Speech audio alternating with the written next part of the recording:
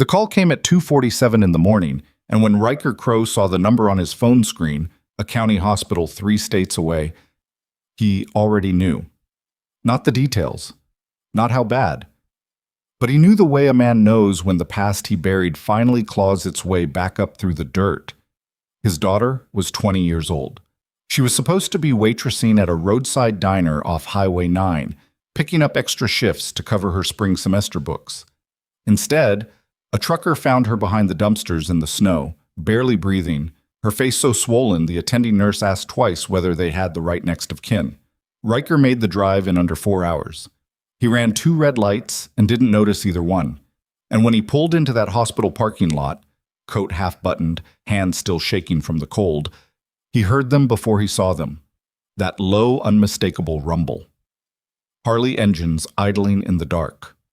One by one, the headlights appeared at the edge of the lot like slow-moving stars, and the leather-clad figures behind them said nothing at all. They just parked and waited. And the snow kept falling. Riker hadn't worn a patch in 16 years, but whoever did this to Nova, they just made a very serious mistake, because they didn't just attack a girl, they woke up something that was never supposed to wake up again. Hey, if you're watching this right now, do me a favor. Hit that like button, drop a comment, letting me know what city you're watching from, and stay until the very end. Because this story, it doesn't go where you think it's going, not even close. The hospital smelled like antiseptic and bad coffee, and the particular kind of dread that settles into waiting rooms after midnight. Riker sat in a plastic chair with his elbows on his knees and his hands clasped in front of him, like a man trying to hold himself together by physical force alone. The fluorescent light above him buzzed faintly, one tube flickering at irregular intervals, and every time it pulsed he felt it somewhere behind his eyes. A nurse had told him 20 minutes ago that Nova was stable. That word, stable, was doing a lot of heavy lifting. It meant she was alive. It did not mean she was okay. It did not mean the bruising across her ribs would fade clean. It did not account for the hairline fracture along her left cheekbone or the way her right hand, the one she used to hold a pencil since she was 4 years old and drew horses on every paper bag in their kitchen, had been deliberately, methodically broken at 3 separate points. This was not a mugging. Riker had known that from the first phone call. He'd known it the way you know a sound, not by analyzing it, but by the gut-deep recognition of something you've heard before. Someone had sent a message. The question that was eating through him now, sitting in that buzzing light with cold coffee going cold in his hand, was whether the message was meant for Nova or for him. He was 44 years old, and he looked every year of it. The kind of face that had been through weather. Not handsome, not ugly, just worn in a way that suggested a lot of miles, and not many of them easy. He kept his dark hair cut close on the sides now, going gray at the temples. He wore reading glasses he hadn't needed at 30. He drove a pickup truck and paid his taxes and coached youth baseball every spring in Mill Haven, the small Tennessee town where he'd spent the last 16 years building something that looked, from the outside, exactly like a normal life. He was good at it. That was the part that surprised him most back in the beginning. How easy it was to become someone else. How a man could take everything he'd been, every hard mile, every broken promise, every night he rode into something he shouldn't have, and fold it up small and put it somewhere dark and just leave it there. He'd been 28 when he walked away from the Iron Shepherd MC. No ceremony, no dramatic confrontation. He'd laid his cut on the table in the clubhouse in Knoxville, told the president, a man named Doyle, who had been like a second father and who Riker had not spoken to in 16 years, that he was done, and he'd driven away. Nova was 4 years old, and her mother had been gone for 2 months, and Riker had understood, with a clarity that felt almost surgical, that if he stayed in that life he would lose her too, his daughter, the only uncomplicated thing he had ever loved. So he left. And for 16 years it had worked. The waiting room door opened and a young doctor came through, maybe 30, tired around the eyes, carrying a tablet. He looked at Riker the way doctors look at people they're not sure can handle what they're about to say. Mr. Crow. Yeah. Your daughter is out of immediate danger. The internal bruising is significant, but we don't see any internal bleeding at this point, that's the good news. He paused. The tablet went down by his side. She was beaten with something narrow, like a pipe, or a rod. Whoever did this knew what they were doing. They were careful about it. Another pause. There's evidence of a restraint around her wrists. Riker said nothing for a moment. The fluorescent light buzzed. She say anything when they brought her in? She was unconscious on arrival. She came around briefly about 40 minutes ago, but she was disoriented. She said a few words that didn't make much sense. The doctor hesitated. She kept saying a name. We thought it might be a friend, someone she wanted us to call. What name? The doctor looked at his tablet, even though he clearly didn't need to. Celine. The name hit Riker like cold water. He kept his face still. 16 years of practice. That's her mother's name, he said. Is there someone we should contact? No. The word came out flat, final. There isn't. He stood up. His knees ached from the chair and from the cold drive and from something older than either. The doctor said something about visiting hours, but Riker was already moving toward the corridor, following the signs toward ICU with the particular walk of a man who has spent a great deal of his life moving through spaces he technically wasn't supposed to be in. He found her room at the end of a hall that smelled like floor wax and recycled air. The door had a small window, and he stood at it for a moment before going in. Nova, his daughter, 20 years old with his cheekbones in her mother's mouth and a laugh that could fill a room. She was hooked to a monitor, an IV in her left arm, her right hand bandaged to the wrist. The bruising on her face had gone purple and red, and there was a cut above her eyebrow held closed with surgical tape. He went in.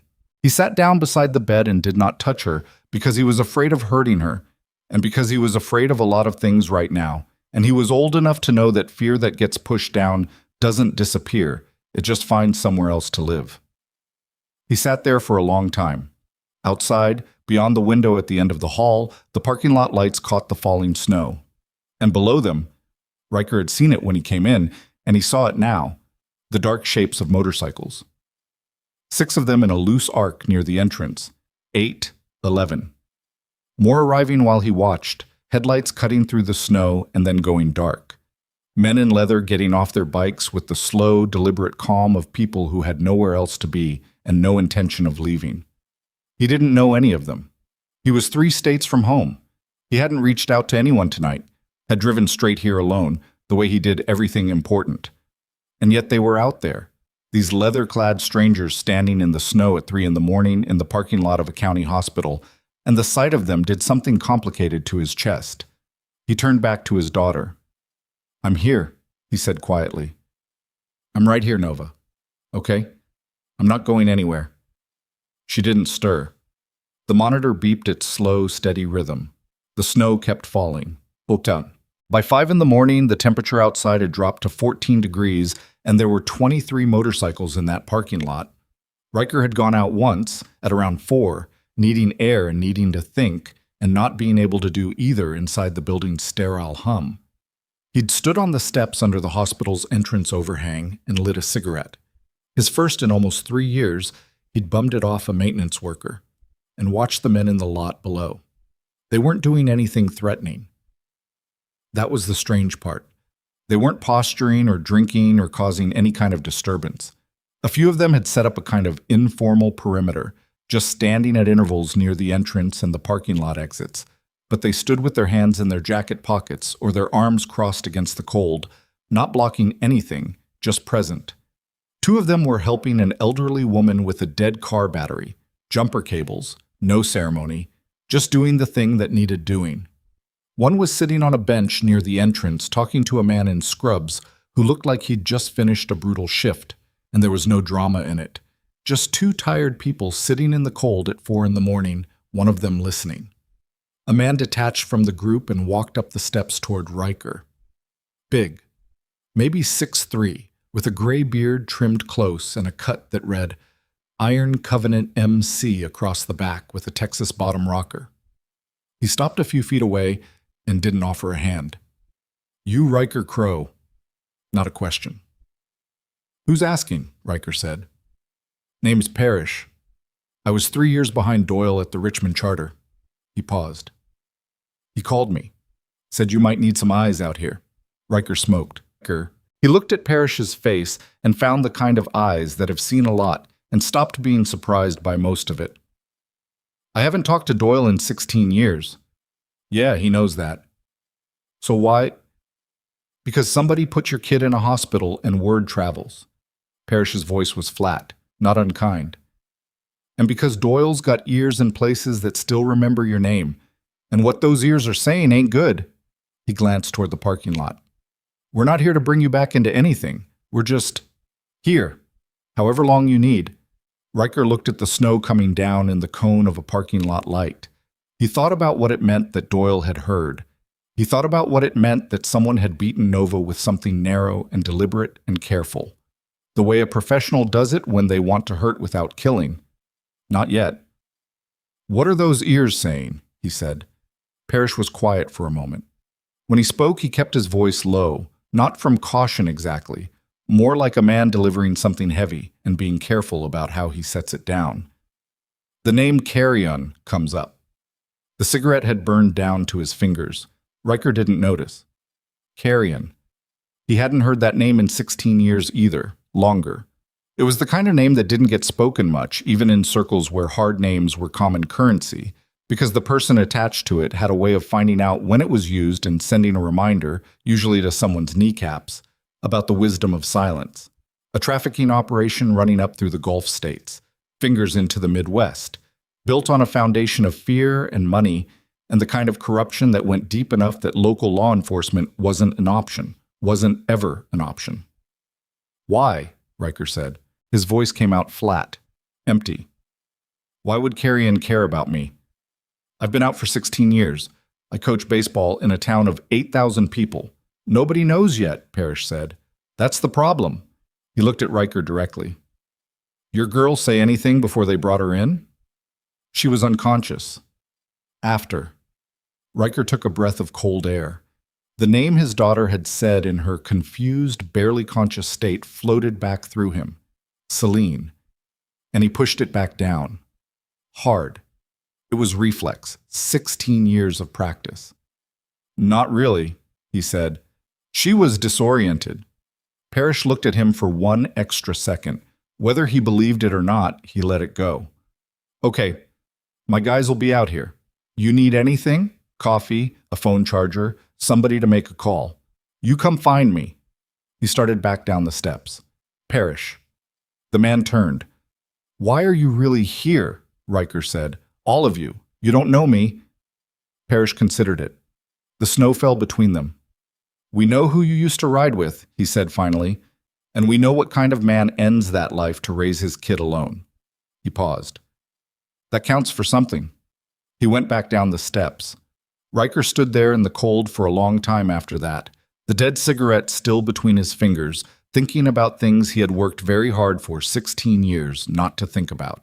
Shucks. At 7:15, Nova opened her eyes. She found him immediately.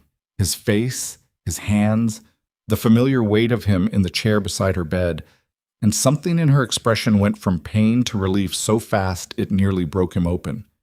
Dad. Hey, kid. His voice was steady. He'd made it steady. I'm here. She tried to move and winced, and he said, don't, quietly, and she stilled. She looked at the ceiling for a moment, then back at him. Her good eye, the left one, less swollen, was searching his face for something. How bad? She said. You're going to be okay. That's not what I asked. He told her. He didn't dress it up. He'd learned a long time ago that Nova had a finely calibrated bullshit detector, and that softening things for her just made her trust him less. The rib bruising, the cheekbone, the hand. He watched her face while he talked. The way she processed it, jaw tight, breathing measured, the way she'd learned to receive hard things from years of watching him do the same. Okay, she said when he was done. Quiet. Okay. Nova. Who did this? She was quiet for a moment. The monitor beeped. I don't know, she said. I don't know them. I was locking up, taking out the trash. It was just past 2. There were 2 of them, and they moved fast, and one of them said... She stopped. Her breathing changed slightly. What did he say? He said, "Tell your father Carrion says hello." The word landed in the room and sat there. Riker's hands on the edge of her bed rail were very still. And then Nova swallowed. And then they did what they did. And when they were done, one of them crouched down next to me and he said, another pause, longer this time. He said, "She's still alive. She's been waiting for you to find her." "But she won't stay that way much longer." Riker said nothing. "Dad." Nova's voice had gone careful, the way voices go when people are about to say something they're scared of. "Who's Celine?" The name. Again. His daughter saying his dead wife's name in a hospital room at 7 in the morning while snow fell outside and bikers stood guard in the parking lot. "She's your mother," he said. "I know that. You told me she died." "Yes." "Dad." Nova's hand was her uninjured left one moved toward his. "She didn't, did she?" The fluorescent light buzzed above them. The monitor beeped. Outside, somewhere down the hall, a door opened and closed. Riker looked at his daughter's face, her battered, beloved, unbreakable face, and he understood that the carefully constructed architecture of the last 16 years was coming down, and that there was nothing he could do to stop it, and that he didn't have the right to try anymore. "No," he said. "She didn't." He went to find Parrish. The man was in the parking lot with a cup of gas station coffee that steamed in the cold, talking in low tones to two other riders. One woman, heavy-set with a silver braid down her back and a cut that read, "Iron Covenant Sergeant at Arms," and a wiry younger man with a scar along his jaw and watchful eyes. They stopped when Riker came down the steps. "I need to tell you something," Riker said, "and I need you to tell me if what I'm about to tell you changes anything about why you're here." Parrish looked at him. "Talk." "My wife, Nova's mother. I told everybody she died. Car accident 16 years ago." He felt the words coming out like they were being pulled out of him by something external, each one requiring its own particular effort. "She didn't die. She disappeared. She reached out to me twice in the first year, and then she just stopped. No contact, nothing. I had a 4-year-old daughter and no explanation, and I made the choice to call her dead because it was the only way I could. It was the only story that—" He stopped, started again. "I don't know where she is. I don't know if she's alive right now, but whoever beat my daughter told her that she is, and that she's running out of time." The parking lot was quiet except for the wind and the sound of a truck on the highway a half-mile away. "Carrion," Parrish said. "That's the name they used." Parrish looked at the woman with the silver braid. Something passed between them. Not words, something older than words, the kind of communication that develops between people who have ridden in the same direction for a long time. She set down her coffee cup on the seat of her bike and pulled out her phone and walked away from the group. "Her name," Parrish said. "Your wife. What's her name?" "Celine." First time he'd said it out loud in a very long time. It felt like pressing on a bruise. "Celine Crow. She went by her maiden name sometimes. Voss. Celine Voss." Parrish nodded once. He looked at the younger man with the scar. "Ears," he said. That was all. The younger man walked away too, phone already in his hand. Parrish turned back to Riker. "Nothing changes," he said. "We're still here." "Why?" Riker said. It came out rougher than he intended. "Why would you do that for someone you don't know, based on a phone call from a man I haven't spoken to in 16 years? Parrish picked up his coffee. He drank. He looked at the gray morning sky, the snow still coming down, the hospital building with its institutional lights burning yellow in every window. "Because Doyle told me who you were before," he said. "And because a man who walks away from the cut to raise his kid alone in a town nobody ever heard of, who coaches baseball and pays his taxes and tries to live a clean life for 16 years. That man deserves better than having the past drag him back by his kid's throat." He paused. "Nobody should have to fight this alone. That's just how we see it." Riker stood in the cold and tried to find something to say, and couldn't. "Go back inside," Parrish said. "Be with your daughter. We'll start working the other problem. When we know something, you'll know something." By 9 in the morning, the Iron Covenant had 19 riders on site. Two of them, Parrish had introduced them as Decker, and a woman who went by Rue, had given blood at the hospital's donation center without anyone asking them to.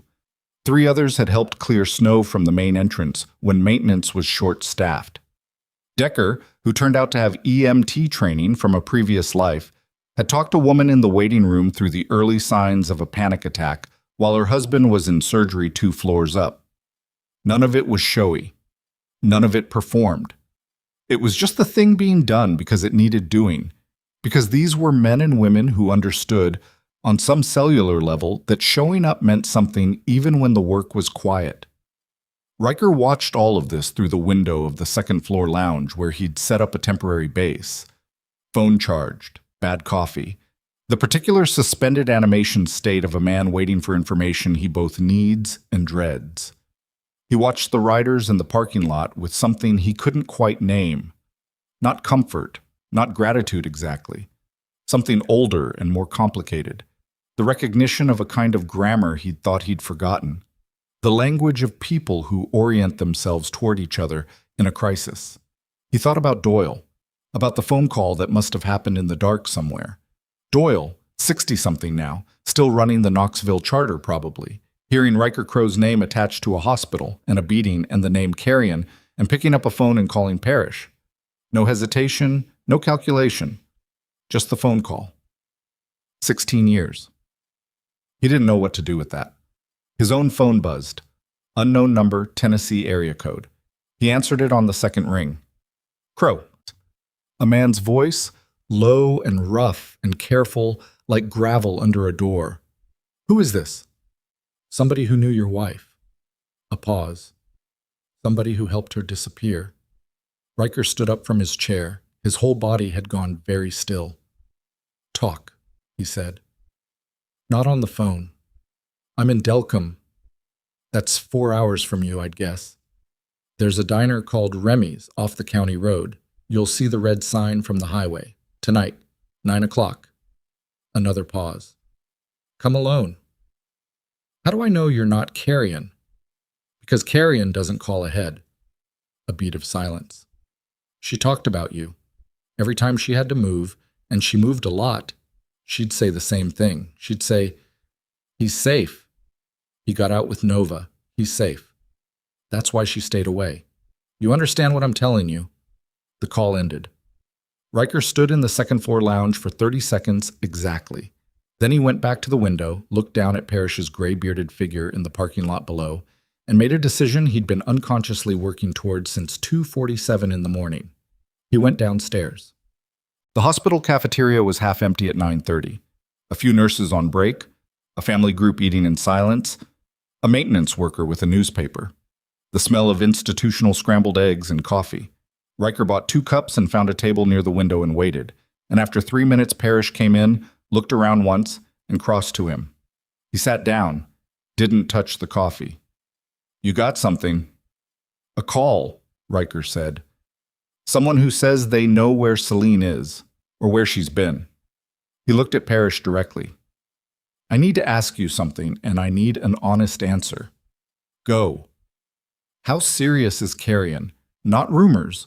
Real intel. What are we actually dealing with? Parrish was quiet for a moment. He picked up the coffee finally, held it. Trafficking operation Southeast to Midwest Corridor, been running for at least 20 years. Moved from primarily domestic sourcing to international pipelines about 12 years back. The people at the top are not cowboys. They're organized, they're connected, and they have relationships with enough law enforcement to make the official channels a liability rather than an asset. He paused. There have been 3 federal investigations that we know of. All of them went sideways before they got close to the top.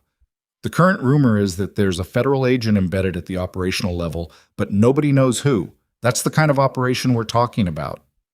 Riker absorbed this. And you think they came after Nova to send me a message? I think they came after Nova to get you moving, Parrish said. There's a difference. A message is just pain.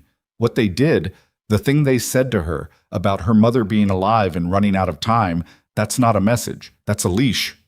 He looked at Riker steadily. They want you to go looking. Question is why? They want me to lead them to Celine. That's one possibility. What's the other? The other possibility, Parrish said carefully, is that Celine has something, evidence or a witness or something structural that can bring the whole operation down. And Carrion can't find her to retrieve it, and they think you can. He set the coffee down. That would explain why she's still alive after… How long has she been running? 16 years. 16 years, Parrish repeated. A woman who went underground 16 years ago and stayed hidden that long from an organization with those resources. She's either very good, or she's been protected, or both. He looked out the window. And it means she knows something they need back. The cafeteria noise, the clink of cutlery, the low murmur of voices, the institutional hiss of a coffee machine seemed very far away. Riker looked at his hands on the table. His left hand, the one with the scar across the knuckles from a night in Memphis 20 years ago, the scar he'd told Nova he got from a motorcycle chain catching wrong. I'm going to meet the contact tonight, he said. Alone, the way he asked. Parrish said nothing for a moment. Then, no. He said, I heard what you said, he said. Parrish's voice was unchanged, flat and certain. You're not going to a meet in an unfamiliar location 4 hours from here, at night, alone, when the people who put your daughter in this hospital already know your name and your face and what matters to you. He paused. That's not being cautious. That's just being stupid. And I don't think you're stupid. Riker looked at him. I'll have 2 riders a quarter-mile back, Parrish said. You won't see them. The contact won't see them. But they'll be there. That's the deal. And if I say no, then I'll have 2 riders a quarter-mile back who you don't know about. Parrish picked up the coffee again. Either way, something about the absolute lack of drama in the man's voice, no threat, no performance, just the simple statement of a thing that was going to happen, cut through the resistance Riker had been building and left something else behind. Not quite relief, something adjacent to it. Okay, he said. Parrish nodded once. That was all. Riker spent the afternoon in Nova's room. She was more alert now, the pain medication finding its level, able to sit up slightly against the pillows. The bruising had continued to darken and bloom in the way bruising does in the first 24 hours, and every time he looked at her face, he felt the same thing cycle through him. Grief and rage, and grief again. The two so wound together he couldn't always tell which was which. They talked. Not about Carrion, or the contact, or the meeting tonight. They talked about other things. Her classes at State, the philosophy professor she liked, the roommate she didn't, the long shift at the diner that had turned into 3 shifts a week because she liked the regulars, liked the particular kind of early morning America that showed up at roadside diners at 6 a.m. with their hands wrapped around coffee cups and their eyes still carrying sleep. You always wanted me to quit that job, Nova said at one point. Not because of the job. Because of the hours, because of the driving alone at night. Yeah. She looked at him. I should have listened. No. The word came out harder than he meant it. Don't do that. This isn't your fault, Nova. Don't even start down that road. He paused. Softer. You shouldn't have to live your life in fear because your father made enemies 16 years ago.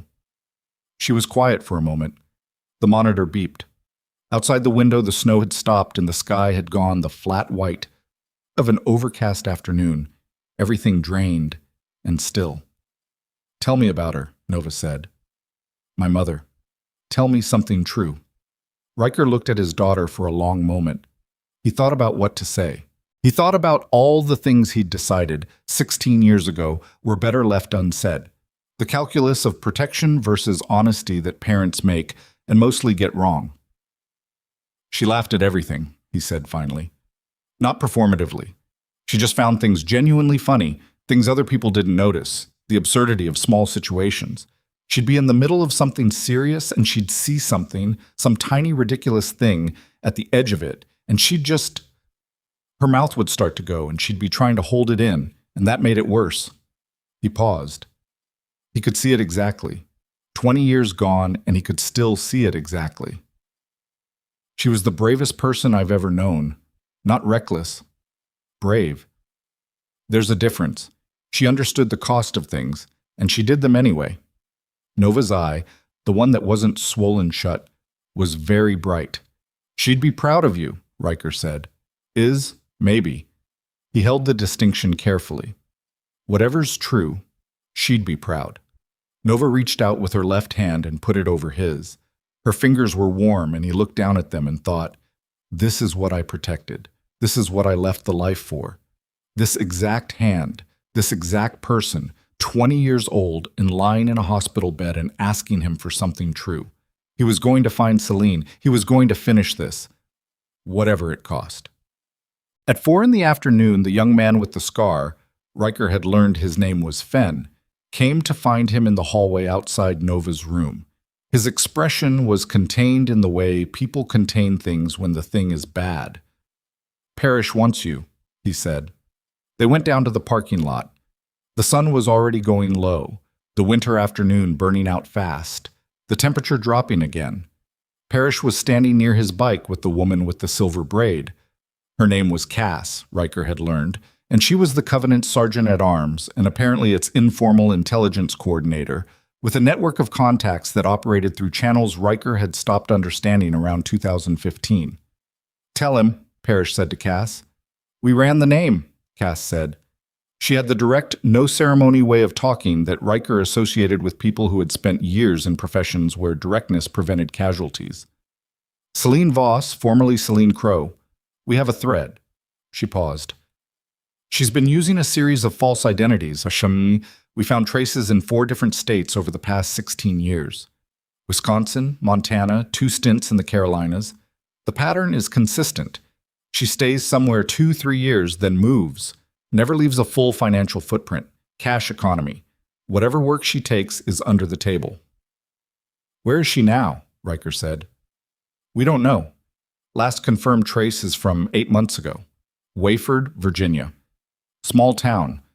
She was working at a hardware store under the name Claire Marsh. Cass paused. She's not there anymore. The owner said she left without notice about 6 months ago. Said she seemed frightened. 6 months ago, carrion was escalating in the Virginia corridor, Fenn said from just behind Riker's shoulder. We know that from other intel. Busted up 3 safe houses that were helping women get out of the pipeline. Riker turned this information over. 6 months on the run. Maybe more. The contact tonight had said she was alive, that she was running out of time. He looked at the low winter sun and thought about what running for your life looked like from the inside. Not dramatic, not cinematic, just the grinding daily calculation of which direction is safer, which name to use, whether the car behind you has been there too long. There's one more thing, Cass said. Her voice had changed slightly. Not softer, careful. The surveillance footage from the diner where your daughter was found. The hospital got a copy as part of the police report. Parrish asked me to look at it. And the 2 men who attacked her, they're professional. I mean, specifically professional. The way they moved, the way they came in from 2 angles simultaneously. That's trained, military or paramilitary. She looked at him directly. The taller one. I ran him through some contacts. We got a hit. She held up her phone. On the screen was a paused video frame. Grainy, the parking lot of the diner at night, a man in a dark jacket caught mid-movement. His name, the name he's operating under, is Aldrich. He's a freelance enforcer, high-end, very high-end. Another pause. The last known contract he completed was in Marseille. Before that, Hamburg. Before that, 2 jobs in the southeast that are connected to Carrion's network. Riker looked at the grainy image on the phone. A professional. Scent, specifically, not muscle. A message delivered by someone who wanted the message calibrated precisely. They sent a specialist, he said. To beat up a 20-year-old girl at a roadside diner, yeah, Cass said. Which means one of 2 things.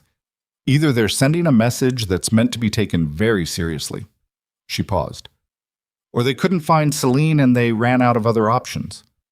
The wind came through the parking lot and Riker felt it through his jacket, a deep winter cold that had nothing to do with the temperature.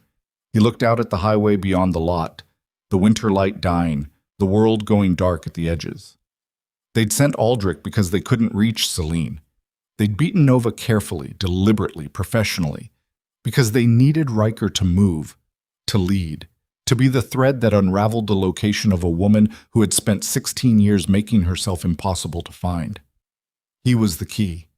He had always been the key. And the meeting tonight, 4 hours away, in a diner he'd never been to, with a contact who claimed to know his dead wife, Riker looked at that meeting from a new angle now, and what he saw made his stomach turn to ice. Because here was the question. If the contact was genuine, if he really was someone who'd helped Celine, who'd been in contact with her, who knew where she was, how did he know to call Riker? How did he have Riker's number? How did he know, within hours of Nova being attacked, that Riker was the man to call? And if the contact was Carrion's, if the whole thing was a setup, a lead line designed to use Riker to find Celine, then the man waiting at Remy's diner in Delcombe was not an ally. Riker looked at Parrish. "The meeting tonight," he said. "I need to tell you something else about it." Parrish's face didn't change, but his eyes sharpened. "Talk," he said. "I think it might be a trap." The parking lot was very quiet for a moment. The wind moved through it. "Yeah," Parrish said. "We know." Riker stared at him. "We figured that about an hour ago," Parrish said. "We've been working the problem." He looked at Fenn, then Cass. "Which is why you're not going alone, and why you're not going the way they expect, and why—" He paused. "Which is why, when you walk into that diner tonight, you need to understand that the rules of the situation have changed."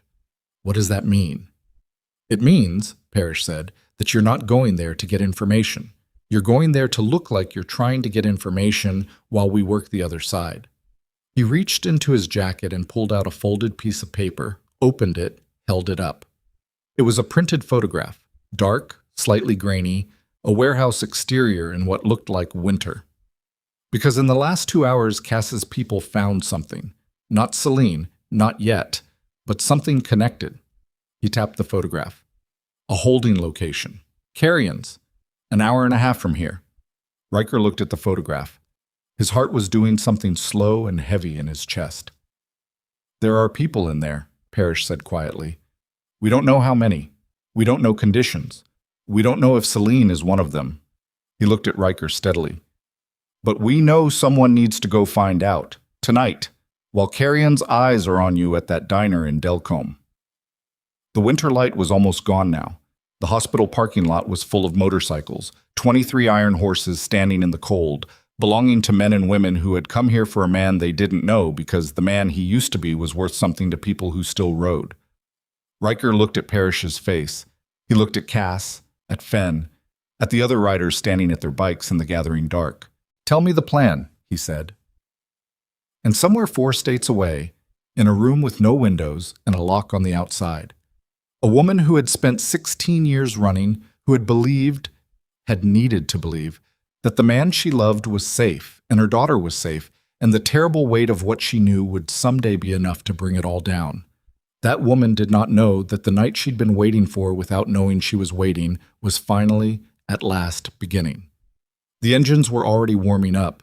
The plan was simple, the way a straight razor is simple. Clean, precise, and capable of going very wrong, very fast, if your hand wasn't steady.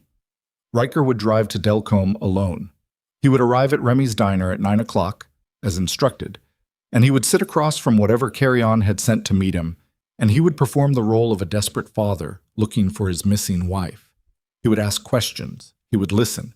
He would give them just enough, the trembling edge of a man about to break, to make them believe he was theirs to manage. Meanwhile, Parrish would take 6 riders to the warehouse Cass's people had identified, a logistics facility outside a town called Greer, 40 minutes east, registered to a shell company out of Delaware that dissolved its corporate address 18 months ago. The kind of building that exists specifically to not be looked at. Single road in, tree line on 3 sides, loading dock facing south. They didn't know what was inside. That was the part that had been sitting in Riker's chest since Parrish showed him the photograph, the heavy, unresolved weight of not knowing. "People," Parrish had said. "Carrion's holding location." And Riker had looked at the warehouse photograph and thought, if she's in there, and I'm 4 hours away performing in a diner, and something goes wrong. She might not be there, Cass had said, reading his face. She might be. Yeah. No softening it. She might be. That was the calculus. That was the thing he'd been turning over for the last hour, sitting in the hospital stairwell while Fenn stood at the bottom and Parrish made calls, and the winter dark settled completely over everything. The meeting was a trap, possibly.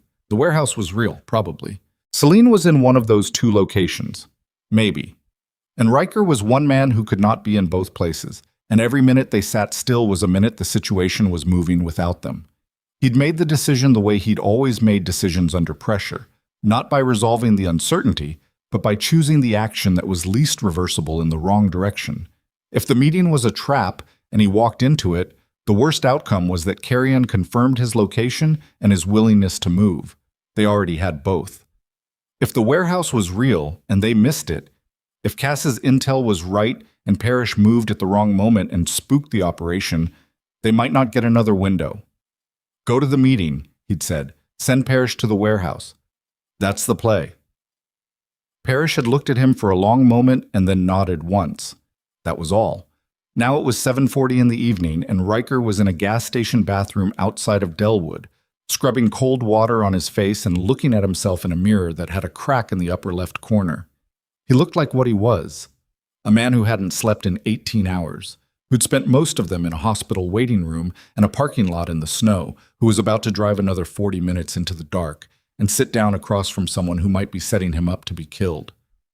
He looked like his father, he thought, which wasn't a comforting observation. He dried his hands on paper towels that fell apart and went back to the truck. Fenn was leaning against the passenger door. Parrish sent me, Fenn said.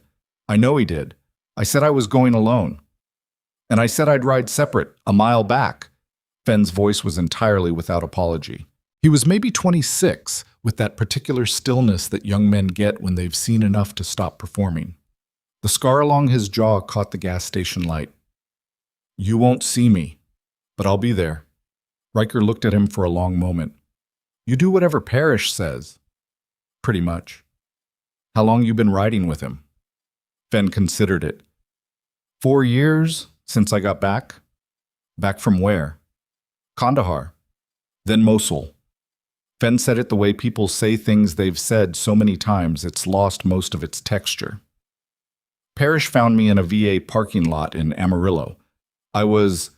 A pause. His jaw moved. It was a bad night. He sat with me for 6 hours, didn't say much, just didn't leave. Another pause. Then he asked me if I had somewhere to be the next morning. I said no. He said, now you do. Riker looked at the young man's face, the scar, the watchful eyes, the slight tension in the shoulders that never fully released. He recognized it because he had it too, had carried it since his mid-20s. The permanent half-readiness of someone whose nervous system learned early that stillness was temporary. Get on your bike, Riker said. Mile back. Fenn pushed off the truck. Yes, sir. He was gone before Riker registered the sir. Remy's diner sat at a junction where 2 county roads crossed, with a red neon sign above the door that buzzed in the cold air and cast everything below it in the color of old blood. Gravel parking lot, 4 vehicles, a semi parked at the far end with its running lights going. Through the window, Riker could see the interior, 8 booths along the walls, counter with stools, the kitchen pass-through window lit up yellow. He sat in his truck for 3 minutes, watched the diner, watched the parking lot, watched the semi. Nobody moved. At 8:58, he got out. The cold hit him immediately. The particular deep cold of January in the inland south, the kind that had teeth in it, that got under a coat at the collar and wrists. His boots on the gravel. He moved to the door and pushed through it into the smell of coffee and fried food and the low murmur of a television mounted in the upper corner showing cable news with the sound off. The counterwoman looked up, mid-50s, reading glasses on a chain, the face of someone who had been asked too many things by too many strangers and had stopped being surprised. Sit anywhere, she said. He scanned the room. 4 occupied booths, a couple in their 60s near the window, Map on the table, road trip people. Two men at the counter eating pie. A woman in a nurse's uniform eating alone with her phone propped against a ketchup bottle. And in the last booth, against the back wall, a man in a gray flannel shirt and a canvas work coat, both hands wrapped around a coffee mug. Late 50s, maybe 60.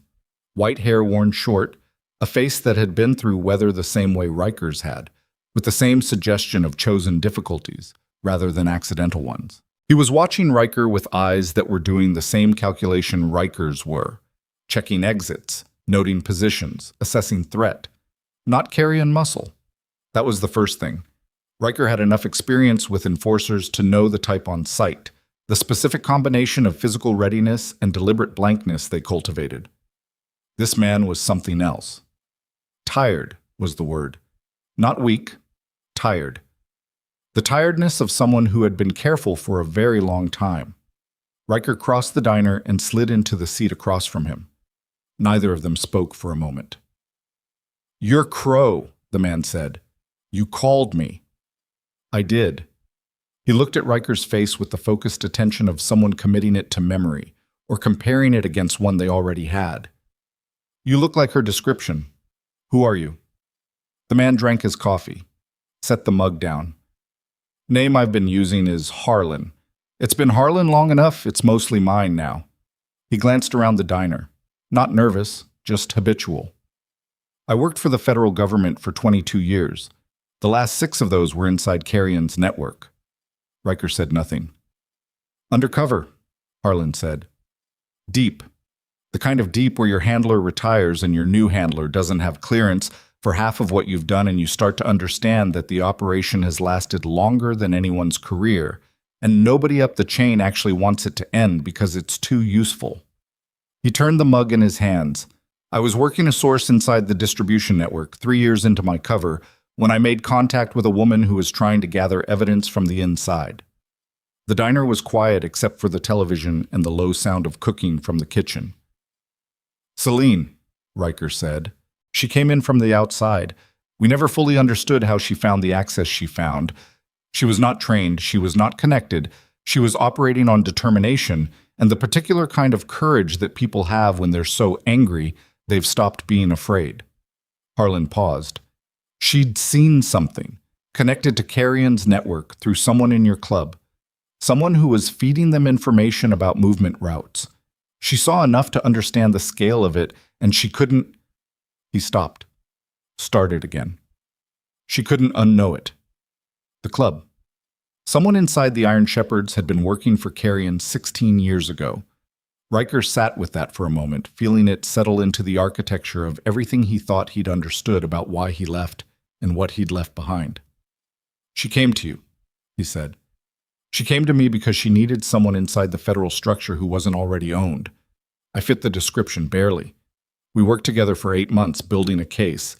She was—" Harlan's voice changed slightly. "Not softer, more careful, the way you carry something breakable. Exceptional. The kind of person who does things that trained operatives can't because they genuinely don't calculate survival the way we do." And then she disappeared. And then they found out she was building the case. Not through us.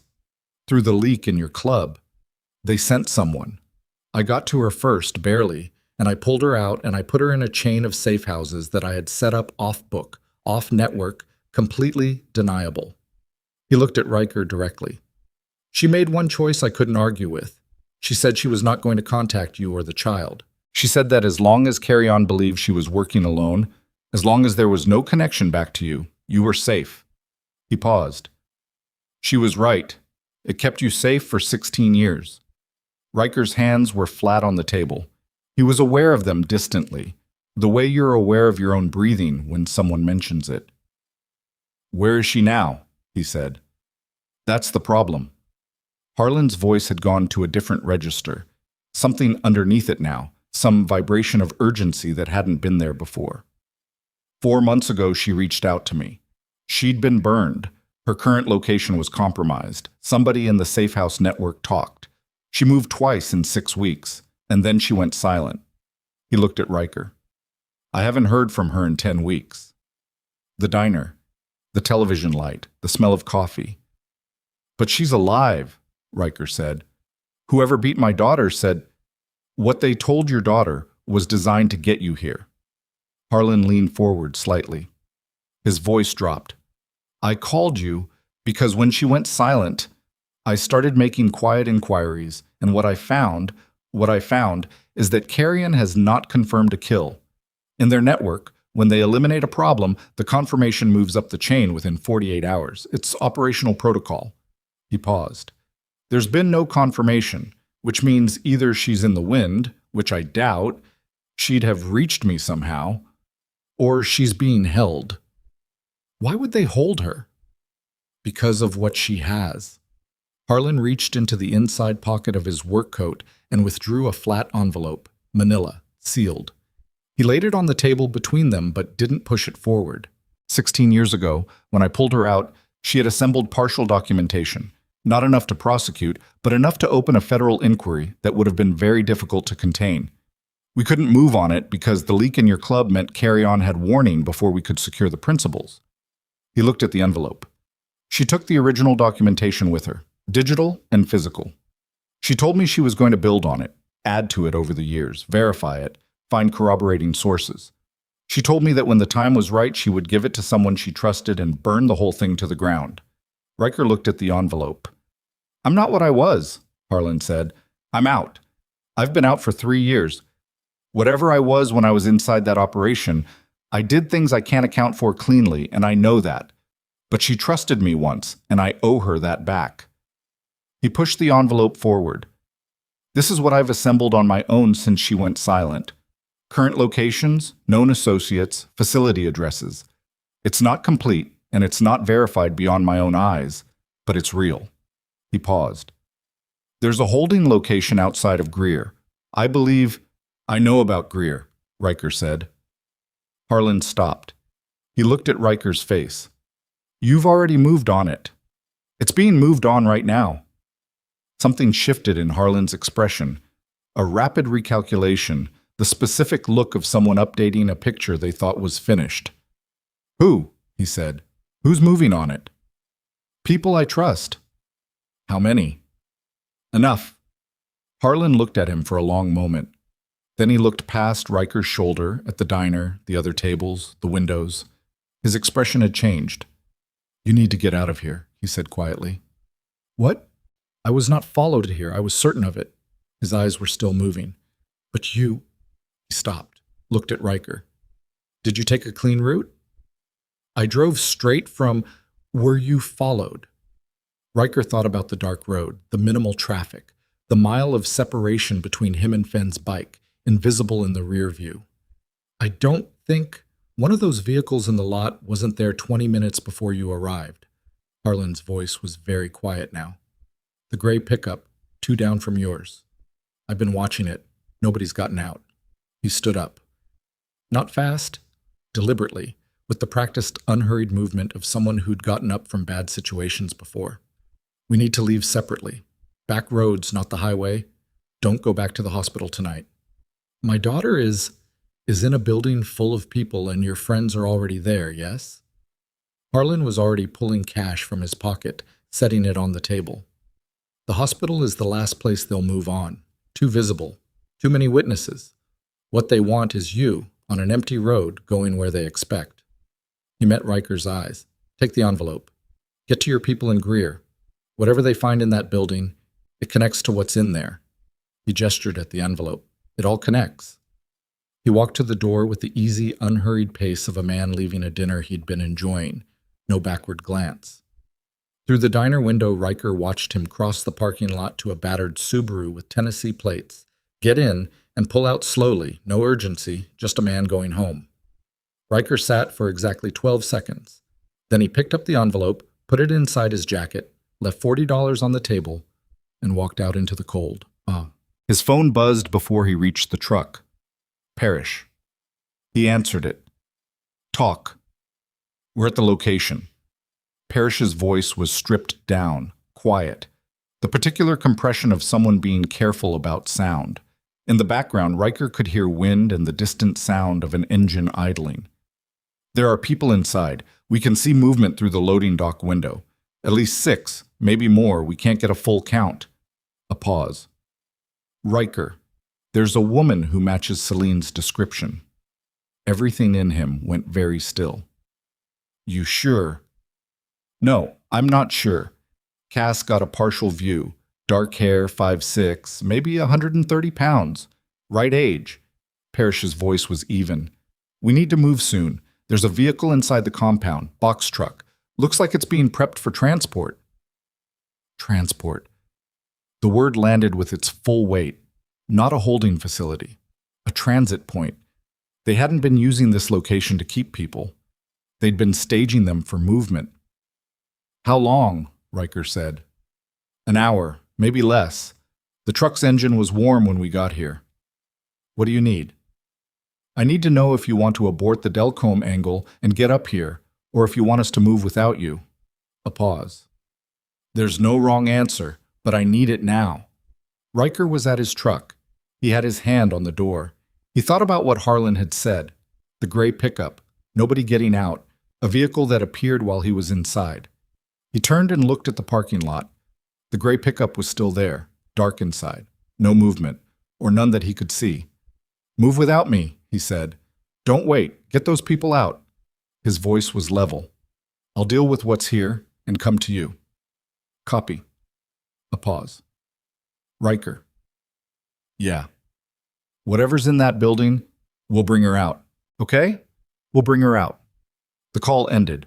Riker stood in the cold outside the diner with the gray pickup 20 feet away and his phone in his hand, and Parrish's words moving through him. We'll bring her out. The absolute simplicity of it. No qualifier, no hedge, just the statement of a thing that was going to happen because it needed to. He got in his truck. He started the engine. He did not look at the gray pickup. He pulled out of the lot, heading north, away from the highway, the way Harlan had said. He was a quarter-mile down the county road when the headlights appeared behind him. The road was 2 lanes and dark, the tree line coming up close on both sides, and the headlights behind him kept perfect distance, not closing, not backing off, just there. Riker drove at normal speed and watched them in the mirror and thought about distance and options and the particular geometry of roads at night. His phone lit up on the seat. Fen. He answered it on speaker. I see them, he said before Fen could speak. 2 men in the pickup. Fen's voice low and tight. I've been behind them for 10 minutes. They followed you out of the lot. A pause. They're not carrying regular. These are the same build as the men in the diner footage. Professional. They move the way Aldrich moves. Aldrich, the enforcer Cass had identified. The specialist. One of them might be Aldrich, Riker said. Yeah. I need them to follow me a little longer, Riker said. Not to engage yet. Why? Because if I lose them now, they go back to whatever secondary plan they have. If they stay on me, they're not doing something else. He kept his eyes on the mirror. The headlights were steady, calm. Stay off them, Fen. Maintain distance. I don't love this. I know. He paused. There's an abandoned rest area about 2 miles up. I saw the sign. County maintenance lot, there'll be equipment, cover. If this goes wrong, that's where it goes wrong, not on an open road. A beat of silence. You're planning to stop. I'm planning to have the conversation on ground I choose, Riker said. Not ground they choose. That's not the same thing as having backup. You're my backup. One backup. One's enough. He paused. It always has been. He didn't know if that was true, but it sounded like something he needed to believe in the next 2 miles, and there was a kind of operational truth to things you committed to fully, and so he committed. The rest area was exactly what he'd hoped. A half-acre of gravel and dormant grass behind a broken gate. A maintenance shed on the far side with a yellow security light, equipment shapes dark and hulking under tarps. He pulled in and stopped and turned off his headlights and got out of the truck. He stood in the dark and the cold and waited. The gray pickup turned in behind him 30 seconds later. Its headlights hit him full, and he stood in them without flinching, hands at his sides, watching the truck come to a stop 20 feet away. The lights stayed on. Both doors opened. 2 men. The one from the driver's side was big, 6'2", broad across the shoulders, moving with the coiled economy of someone who did this professionally. Dark jacket, dark pants, nothing that would snag or catch. His face in the headlight spill was lean and cold and entirely without expression. The other man was shorter, heavier through the chest, and he moved to Riker's left, a flanking position, automatic and immediate. Riker looked at the tall one. "Aldrich," he said. Something happened in the man's face. Not surprise, adjustment. He was recalibrating, updating, the same look Harlan had shown in the diner. Then he was still again. "Crow," he said. His voice had a slight accent. Eastern European, not heavy, but there. "You know my name. I know your name. I know your last 3 contracts. I know the name of the man who hired you for this one." He paused. "I know you put your hands on my daughter." Aldrich looked at him. The cold between them was very present. The wind in the trees, the distant sound of nothing, the hard gravel underfoot. "She was not harmed beyond necessity," he said, which was a sentence only a professional would construct, the specific grammar of a man who has categories for these things. Riker felt something very cold move through his chest, not rage, beneath rage, the zero temperature thing that lived under it. "She has 3 broken bones in her hand," he said. "She will heal." "You sound very certain about that." "I am a precise man." Aldrich's hands were at his sides, not reaching for anything. Not yet. "This is not a conversation about your daughter. This is a conversation about the location of your wife. Celine Voss, also known as Celine Crow. You know where she is, or you know how to find her. We would like to come to an understanding." The shorter man had moved another 2 steps to Riker's left. Riker tracked him in peripheral vision without looking directly at him. "And if I tell you I don't know where she is," Riker said, "then we will have a longer conversation." Aldrich's voice hadn't changed. That was the frightening thing about him. Not the threat, but the complete absence of emotion in its delivery. This was arithmetic to him. "But I think you do know, or you are close to knowing. The meeting at the diner," a small pause. "Was that productive?" So they knew about Harlan, or suspected, or had followed them both and were triangulating. "It was a dead end," Riker said. "Somebody's idea of a joke. Wrong number, wrong story." Aldrich looked at him for a long moment, reading him. "You are very calm for a man in your position," he said. "I've been in worse positions." "Yes." The word came out almost thoughtful. "You were Iron Shepherd MC for 9 years. Doyle Maddox's enforcer for 3 of those. You have a history of violence that the last 16 years of baseball coaching does not erase." He paused. "I read your file." "I don't have a file." "Everyone has a file." A very slight inclination of the head. "The question I have about you, Crow, is not whether you are dangerous. I know you are dangerous. The question is whether you are smart enough to understand that dangerous does not mean untouchable." He took 1 step forward. "Your daughter is in that hospital, stable for now. The men who work for my employer are patient. They do not need to move quickly. They can simply wait for you to make a decision that prioritizes your family over a woman who has been absent from your life for 16 years. There it was. The actual message. Not a request, a frame. The offer of a transaction, Celine for Nova's continued safety. The implication that Nova's stability was conditional, that the word stable had a different meaning when men like Aldrich were involved. Riker felt the cold in his chest go colder still. He was aware, in the back of his mind, of Fenn somewhere in the dark behind him. Aware of his own position in the headlight beams, visible and exposed. Aware of the shorter man to his left, now close enough that if this went physical, there would be no distance to work with. He was aware of all of this, and he made the calculation and he said, "You're going to wait a long time." Aldrich looked at him. "Because I don't have what you want," Riker said. "And breaking my kid's hand didn't change that. And threatening her again won't change that either." He held the man's eyes. "What I do have is a very clear picture of what your employer's operation looks like right now, at this moment. And I think if you step back from this conversation and make a phone call, you're going to find out that the picture has changed significantly in the last 45 minutes. The rest area was very quiet. Wind, the creak of tree branches, the distant sound of something, maybe a highway, maybe just wind in wires. Aldrich's phone buzzed. He looked at Riker for one more second, then he reached into his jacket and answered it. He said nothing. He listened. Whatever he was hearing, his face showed nothing. And then, very subtly, something. Not panic, the precursor to it. The moment when a man who has been certain begins to understand that certainty was premature. He lowered the phone.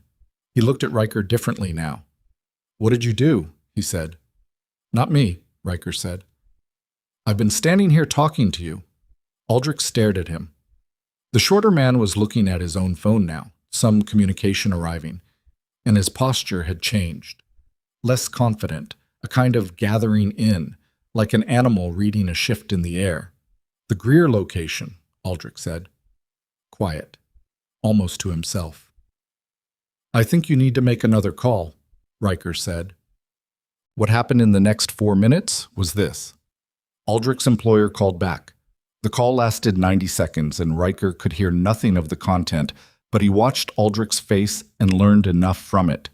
The controlled containment of a professional receiving very bad news, the slight forward lean of someone being given instructions that required immediate action, the final moment before he lowered the phone, where something moved in his eyes that was not quite fear, but was the shadow it cast. Then Aldrich looked at Riker. "This is not over," he said. "I know," Riker said. "Your wife is not in Greer." The sentence landed in Riker's chest like something thrown hard and low. He kept his face still. "Where is she?" "That is not information I'm offering." Aldrich put his phone away. He looked at Riker with something that, in another context, might have been respect. The specific regard one professional extends to another who has outmaneuvered them without appearing to. "But I will tell you this. Whatever you think you've done tonight, whatever your people found in Greer, it is one node in a very large network. It is a finger, not the hand." He paused. "My employer does not lose fingers without response." He walked back to the gray pickup. The shorter man followed. They got in. The truck backed out of the rest area onto the county road, headlights swinging across the trees, and then it was moving away into the dark. Riker stood alone in the cold with the security light buzzing above the maintenance shed and the sound of his own breathing very loud in the quiet.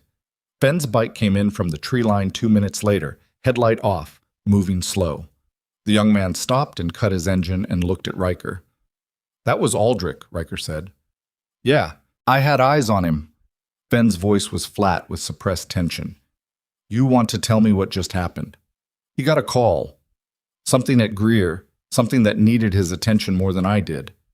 Riker turned and looked at where the pickup had gone. The dark road, empty now. His employer pulled him. "Parrish moved fast then." "Parrish always moves fast." Ben was watching him. "He said she wasn't there. Your wife." "He said she wasn't in Greer." Riker pulled out his phone. "That's not the same as she's not anywhere." He called Parrish. It rang 3 times. Then, "Riker." Parrish's voice, different now. Flatter, heavier, carrying something. "Tell me," Riker said. "We got people out." A pause. 11. 8 women, 3 men, multiple injuries, multiple nationalities. The medical situation it's bad.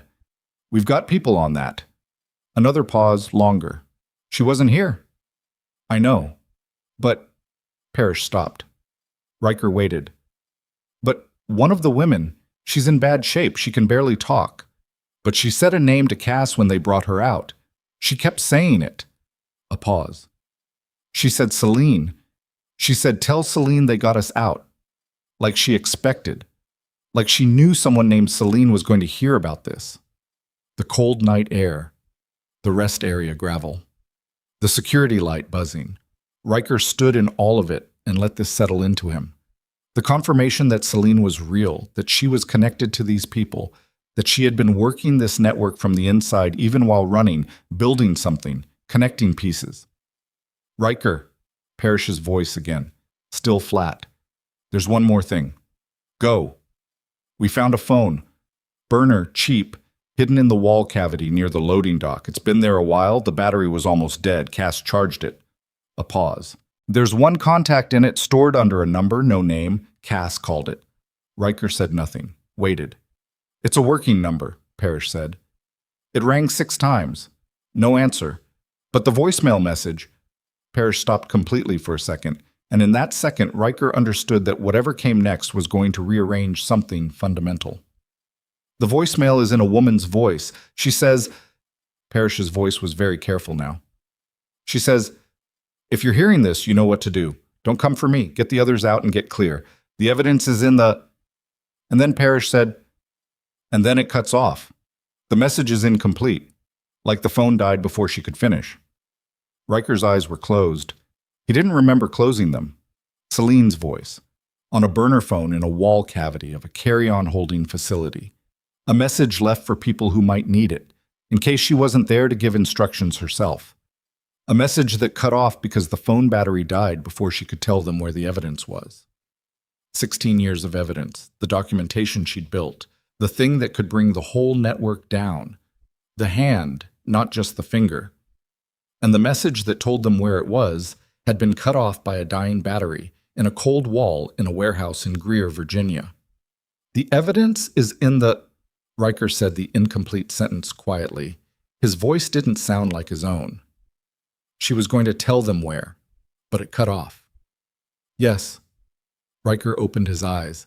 The cold night was very clear and very present. The stars, the trees, the buzzing light. Fenn on his bike, watching him with those careful eyes. "She's alive," Riker said, "and she's somewhere Carrion can reach her but hasn't finished.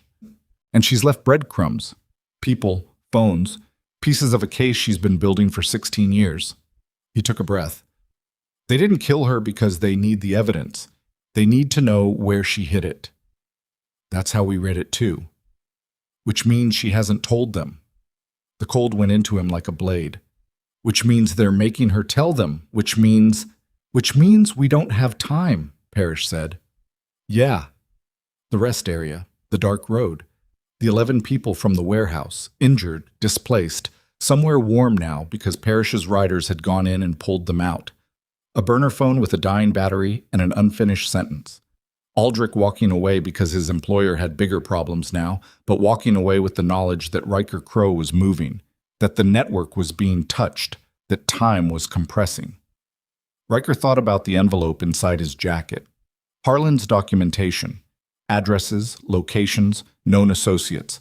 Current as of weeks ago, not complete, not verified, but real. He thought about what Aldrich had said. One node in a very large network. A finger, not the hand. He thought about what Harlan had said in the diner. She took the original documentation with her. She said when the time was right, she would give it to someone she trusted and burn the whole thing to the ground. The time was right.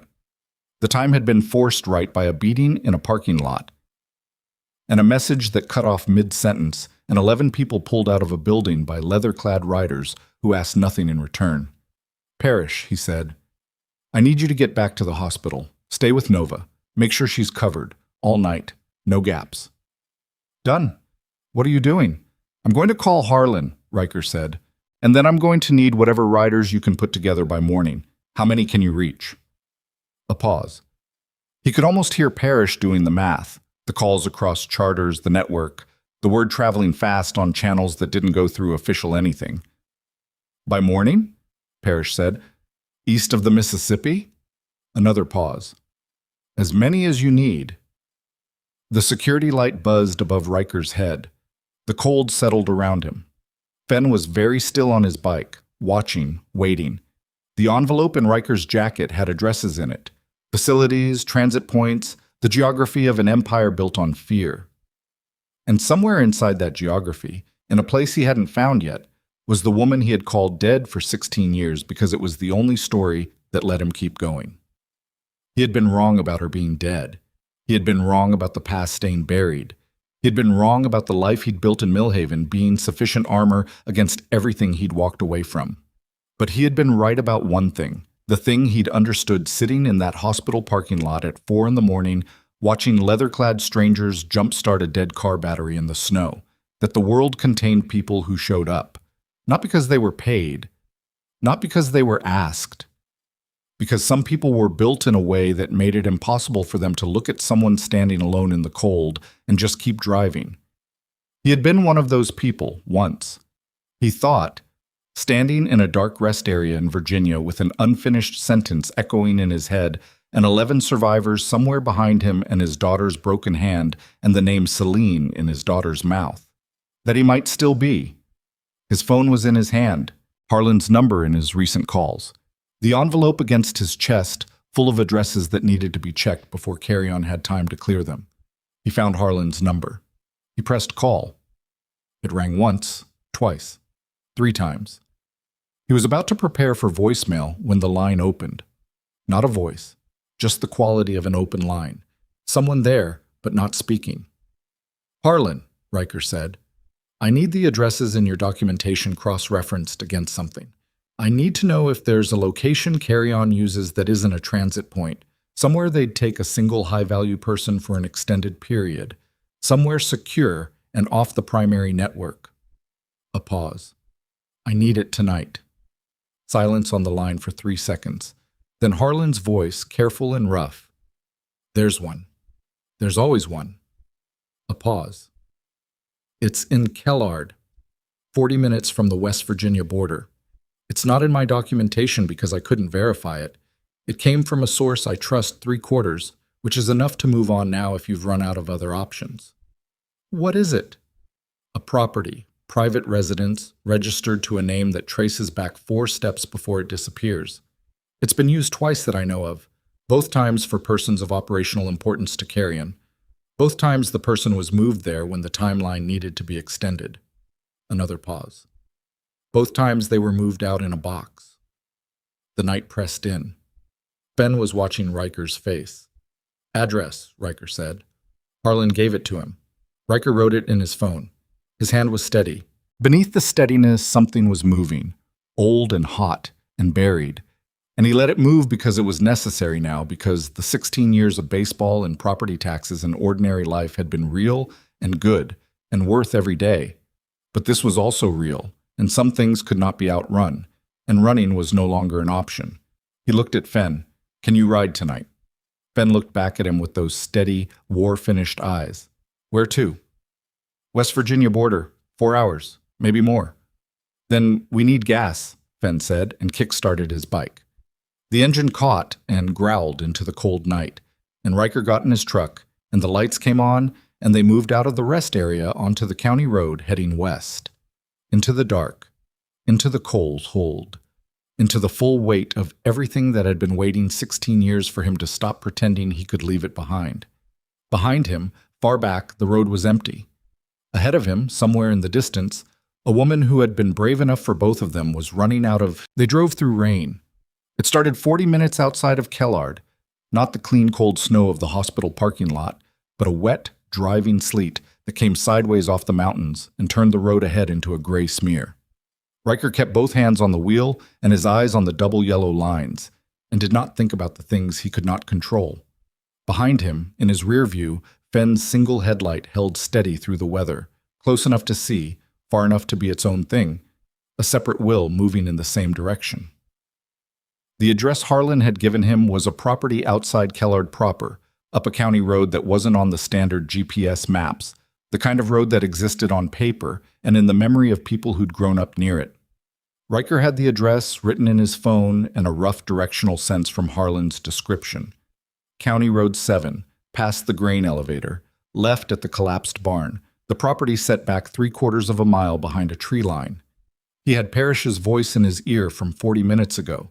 16 riders, mobilizing from 3 charters, converging on Kellard by 4 a.m. It was currently 2:19 in the morning. He had approximately 90 minutes before any meaningful backup arrived, and the address in his phone, and Fenn behind him in the sleet, and the envelope in his jacket that he hadn't fully read yet because there hadn't been time. He pulled over at a gas station on the edge of Kellard, closed, dark, the canopy lights off but a vending machine glowing orange against the wet, and sat for 2 minutes reading the relevant pages from Harlan's documentation. The Kellard property appeared in a handwritten addendum at the back, 3 paragraphs in Harlan's tight, controlled script, registered to a holding company out of Nevada, 2 known uses as a containment facility. Access road monitored by a camera system. Harlan had written the word camera and underlined it twice. Likely 2 to 4 personnel on site at any given time, rotating every 48 hours. 2 to 4 personnel. He and Fenn could work with that, if they were careful, if the timing held, if Celine was actually there and not in a box truck somewhere heading for a state line. The rain drummed on the truck roof. He folded the pages back into the envelope and put it away. Through the gas station window, he could see a clock, analog, red, second-hand sweeping, and he watched it for a moment, feeling the time move, feeling the specific weight of 2:23 a.m. in a closed gas station in West Virginia in the rain. Fenn pulled in beside him, killed his engine, got off his bike, and came to the passenger window. Riker rolled it down. Cold rain came in immediately. "We wait for Parrish," Fenn said. It was not a question, and it was not a suggestion. It was the flat statement of a man who was going to say this once. If she's in there and they move her before 4, then we lose the thread and we find it again. Fenn was wet from the ride, his jacket dark with rain, his face level and very serious. You go in there with 2 people, no layout, no comms plan, against personnel count we're not certain of. That's not brave. That's just dead. Riker looked at him. "You told me you did 9 years with Iron Shepherd," Fenn said. "You know the difference between moving fast and moving stupid." "Yeah." "So we wait for Parrish." Riker was quiet for a moment. The clock inside the gas station read 2:24. "We scout it," he said. We get close, we get eyes on, we do not engage. When Parrish arrives, we have actual intelligence instead of an address on a piece of paper." Fenn considered this. Rain ran down his face. "Okay," he said. "That I can work with." They left the truck at the gas station. Fenn's bike was quieter and lower, better for the access road. Riker rode behind him, no helmet, the sleet hitting his face like static, the cold going into him all the way. The access road was exactly where Harlan said it would be. A gap in the tree line past the collapsed barn, barely visible in the dark. 2 ruts in the earth that had been used enough to pack down, but not enough to widen. Fenn killed his headlight 50 yards before the turn, and they went in on engine sound alone, moving slow, the trees closing around them immediately. At 300 yards, Fenn stopped and put his foot down. Through the tree line ahead, light, not much, a single floodlight above a structure that Riker could make out as a low, long building, maybe a converted farm outbuilding, with a covered porch across the front and a vehicle parked to the side. A pickup. Black, recent, Virginia plates, and another vehicle beyond it, half visible behind the corner of the building. A sedan. Dark. 2 vehicles, which suggested, at minimum, 2 drivers.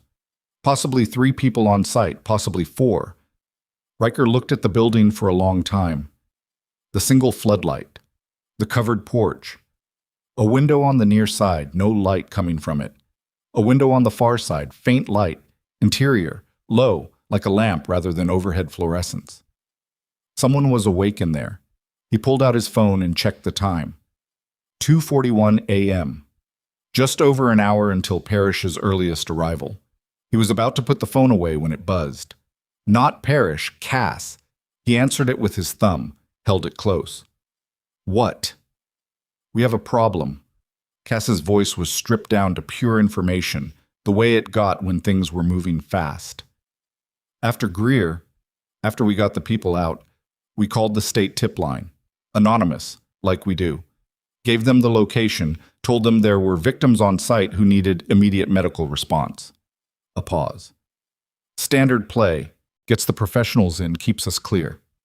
Okay. Somebody intercepted the call. Her voice dropped slightly. Not law enforcement. Or not only. Within 40 minutes of the tip going in, we had 2 vehicles come past the Greer location. They didn't stop. They slowed down. They looked, and they kept moving. But these were not state police, and they were not EMTs. A pause. Riker. These were Carrion's people. They knew about the tip. That fast. He stood in the dark tree line with rain coming through the branches in drops, and the building's single floodlight visible 100 yards away. The tip line has a leak. Has to. Someone monitoring law enforcement communications and feeding directly to Carrion's network. She paused. Which means, Riker, which means whatever move you make tonight, you cannot go through official channels after. Not immediately, not until we know where the leak is. He thought about what that meant for the people they'd pulled out of Greer. 11 people needing medical care. In Carrion's backyard, with a law enforcement communication channel compromised. The people from Greer are safe. We went dark. Move them to a location that's off any channel. They're being looked after. A pause. But that's not the main problem. Her voice changed, a quality in it now that he hadn't heard before. Not fear. Cass did not seem to do fear. Something adjacent. I ran the name on the federal side. Harlan. The man you met tonight. And he's real. He was real. 22 years in, deep cover work. Everything he told you checks out. A pause. He was formally burned by his own agency 4 years ago, not 3. And the reason he was burned... She stopped for half a second. Riker, his handler, the one who burned him, who cut his cover and left him exposed and then covered the whole thing up with a bad report. I traced the name forward. He's not with the agency anymore. Another pause. The quality in her voice had gotten heavier. He retired, and he moved into private consulting. She took a breath.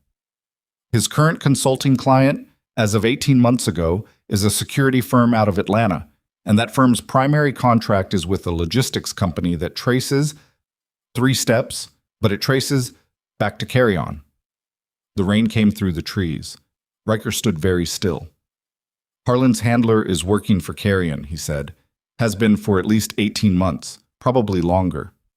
Cass's voice was very careful now, which means when Harlan was burned, when his cover was blown and his career was destroyed, it wasn't incompetence, it was deliberate. His handler sold him out to Carrion. Riker turned this in his head. The implications opened up in sequence, each one darker than the one before.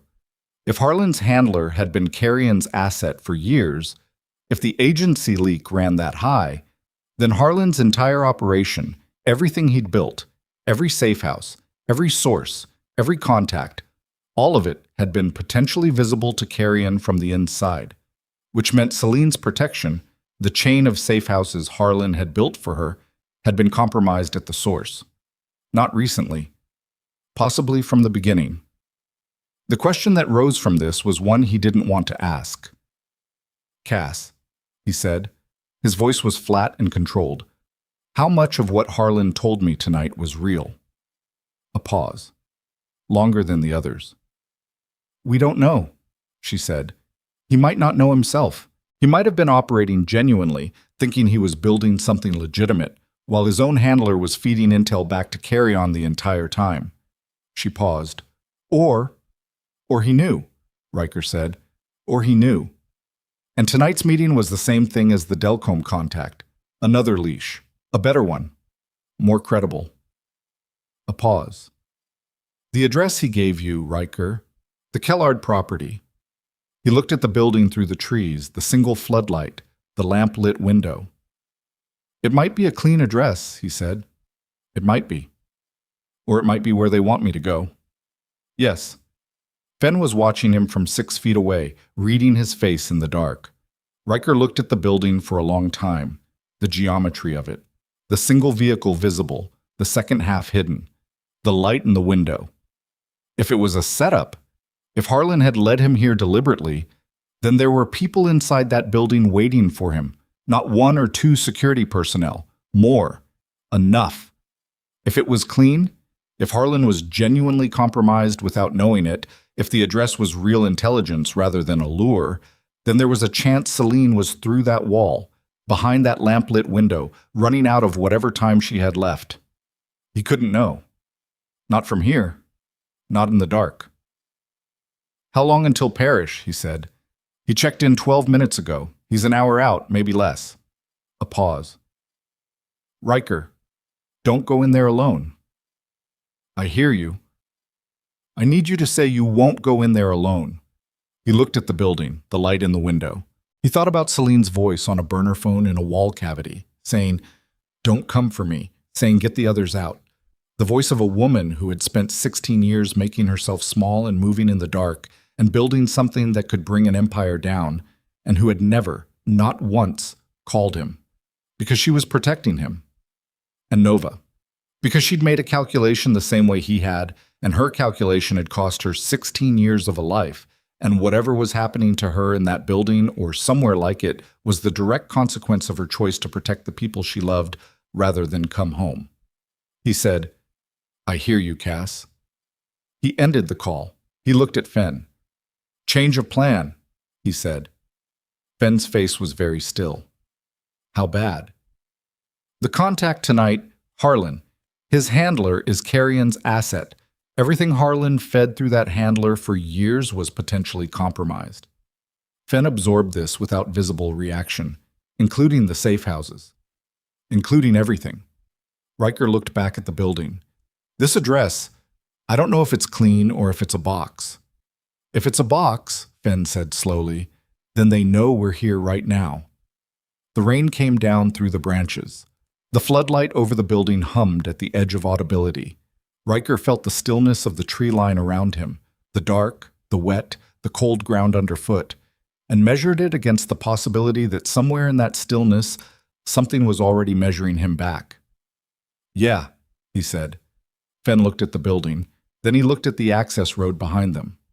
"If they know we're here," he said, "we're already committed. Moving back down that road, if there's someone waiting at the end of it, we're in the middle of it either way." Riker looked at Fenn directly. "I need you to understand that. Before Parrish gets here, if this goes wrong, I need you to go. Get clear, get to Parrish, tell him what we found. I'm not asking you to leave me." Riker's voice was level. "I'm asking you to understand the priority. The 11 people from Greer are safe because someone with information got clear and used it. If I go down in there, the information you're carrying, well, what we know about the handler, the leak, the Kellard address, that's worth more than either of us." He held the young man's eyes. "Kandahar, you know the math." Fenn's jaw was tight. Something moved through his face. An old argument with an answer he already knew. "I know the math," he said. Quiet. Flat. Unhappy. "Okay." Riker put his phone away. "We hold here. We watch. We wait for Parrish." He settled into the tree line and watched the building and let his breathing go slow and even, the way he'd taught himself 20 years ago in situations that required patience before action. The rain came down. The floodlight hummed. The lamp in the window did not change. 11 minutes later, it went out. The lamp in the far window went dark, and 30 seconds afterward the porch light came on. A different light, yellow, motion-triggered, and a door opened. A man came out. Heavy-set, dark jacket, moving with the unhurried confidence of someone on familiar ground. He crossed the porch and stepped off onto the gravel and walked toward the black pickup, reaching into his jacket. "Phone." He made a call. Stood by the truck with his back to the tree line, talking. Riker couldn't hear the words. He watched the man's body language, the set of the shoulders, the angle of the head. Whatever he was hearing on the call, it was making him tense.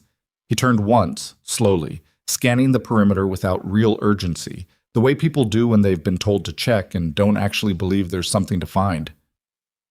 He looked directly at the tree line where Riker and Fenn were standing. He looked away. He kept talking on the phone. His free hand was gesturing slightly.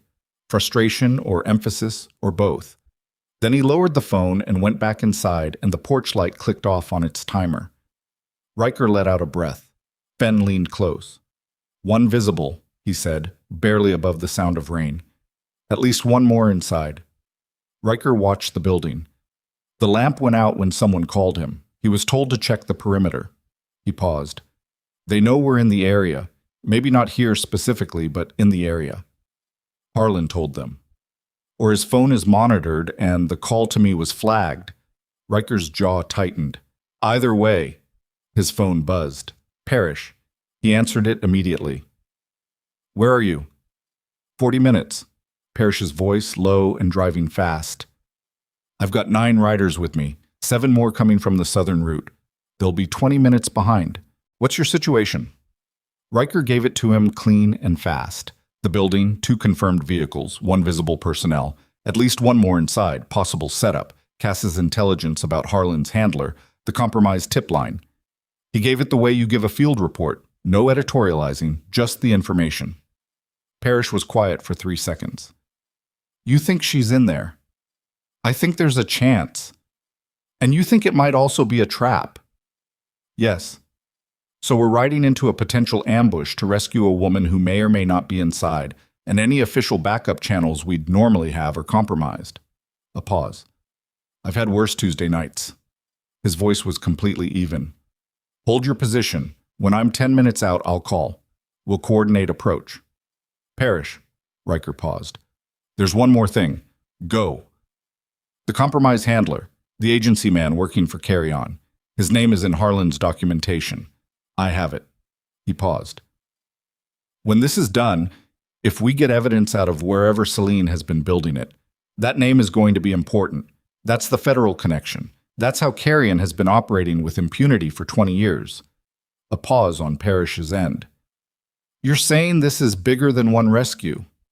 I'm saying it's always been bigger. She's been building toward this for 16 years. He paused. We need to be ready for what comes after the building. Parrish said, let's get her out of the building first. And the call ended. Riker put his phone in his pocket and turned back to the tree line and the wet dark and the building with its single humming floodlight, and somewhere inside it, maybe, the woman he'd spent 16 years calling dead. He was not ready for what happened next. The second vehicle, the sedan, half hidden around the corner of the building, started its engine. No lights, just the engine, coming alive in the wet dark, and then the slow roll of the car backing out from behind the building and turning toward the access road. Moving without headlights, deliberately quiet, the way vehicles move when they don't want to be heard or seen. Riker grabbed Fenn's arm. They were off the access road into the deeper tree line before the sedan's front end came fully into view. The car moved past them, 5 feet from where they stood, close enough that Riker could see the driver through the side window. Male, pale, driving with both hands, looking straight ahead. Focused. In the back seat, a shape, a person. Dark coat, head down, hair loose, wrists together in front of them. The position of someone with their hands restrained. The car passed them and kept going down the access road toward the county road. Fenn looked at Riker. Riker was already moving. Not toward the building, toward his phone. He called Parrish with his hands already running, back through the tree line toward the spot where Fenn had left his bike. The car is moving, he said the moment Parrish answered. Sedan, no plates I could see, heading out the access road toward County Road 7. 1 driver, 1 passenger in the back. Restrained. He didn't say her name. He couldn't make his voice say her name in a sentence with the word restrained in it. You need to cut it off. County Road 7 heading west. That's the route back to the highway. Copy. He heard Parrish's engine already at road speed. Accelerating. I'm 12 minutes out. I can push it to 8. A pause. Riker? Go, Riker said. Just go. He and Fenn were at the bike. Fenn was already on it, engine up before Riker had the phone in his pocket. They came out of the tree line fast. Onto the access road. Fenn opening the throttle, the Harley's growl splitting the wet dark and announcing them to anyone left in the building. But that was a secondary problem now, because the primary problem was a car without headlights on a county road and a person in the back seat with their wrists together. They hit the county road and Fenn turned west without being told, the bike laying into the curve, the sleet hitting them horizontally. Riker hung on and scanned the road ahead and saw, 3/4 of a mile out, the red wash of brake lights coming on. The sedan had stopped. Not a turn, not a checkpoint. Stopped in the middle of the road. Emergency stop. Fenn was already on the brakes, bringing the bike down from speed. They came up on the sedan at 60 yards, and Riker saw why it had stopped. A deer in the road, frozen in the non-existent headlights, and the driver had reacted automatically, and now the car was sitting crosswise across both lanes with its engine running. Stop here, Riker said. Fenn stopped the bike 40 yards back. The driver's door opened. The man got out, walked to the front of the car, waved his arms at the deer. It stared at him. He waved his arms again. The back door opened. The figure in the back seat moved. Slowly, like someone in pain or someone who had been very still for a very long time. They pushed the door open from inside and got out onto the wet road, hands still together in front of them. They stood for a moment, unsteady, and the deer finally spooked and went for the ditch, and the driver turned back to the car and saw the open door and ran. He ran fast, back to the driver's door. He wasn't reaching for a weapon. He was going for the door, going to get back in the car and drive, going to contain the situation before it got worse. He didn't see Riker until he was 3 feet from the door. Riker hit him once, flat of his palm against the man's sternum, short and hard, and the man went back against the car and down to one knee on the wet road, and Riker stepped past him and looked at the person standing in the headlight wash on the other side of the sedan. Dark coat, dark hair, loose and damp. A face he had last seen 20 years ago, and that had not left him in any of the years between. Older now, yes, marked with everything those years had put into it, thinner, with a quality of exhaustion that went beyond physical, but the same mouth, the same eyes, the same slight forward set of the shoulders that meant she was about to say something that would cost her something. She looked at him. He couldn't move. "Riker," she said. Her voice was hoarse, like she hadn't used it in a while, like speaking was something she was relearning. "You weren't supposed to come." "I know," he said. He crossed to her and he looked at her wrists. Zip tie, tight, the skin abraded beneath it. He found his knife and cut it, and she held her freed hands in front of her for a moment, looking at them. And he could see her hands shaking, and he didn't know if it was cold or something else. She looked up at him. Her eyes, in the headlight wash, were doing something complicated. Relief and grief. And something that might have been the specific pain of seeing the person you've spent 16 years protecting arrive exactly where you were trying to keep him from arriving. "Nova," she said. "Is Nova, she's alive, he said immediately. "She's hurt. She's alive." Something moved through Celine's face, a wave of something he couldn't fully categorize, too large and too mixed to name. She put one hand over her mouth for a moment. Then she lowered it. "How bad?" "Her hand.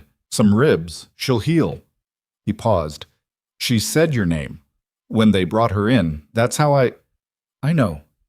Celine's voice was very quiet. "I know. I'm sorry.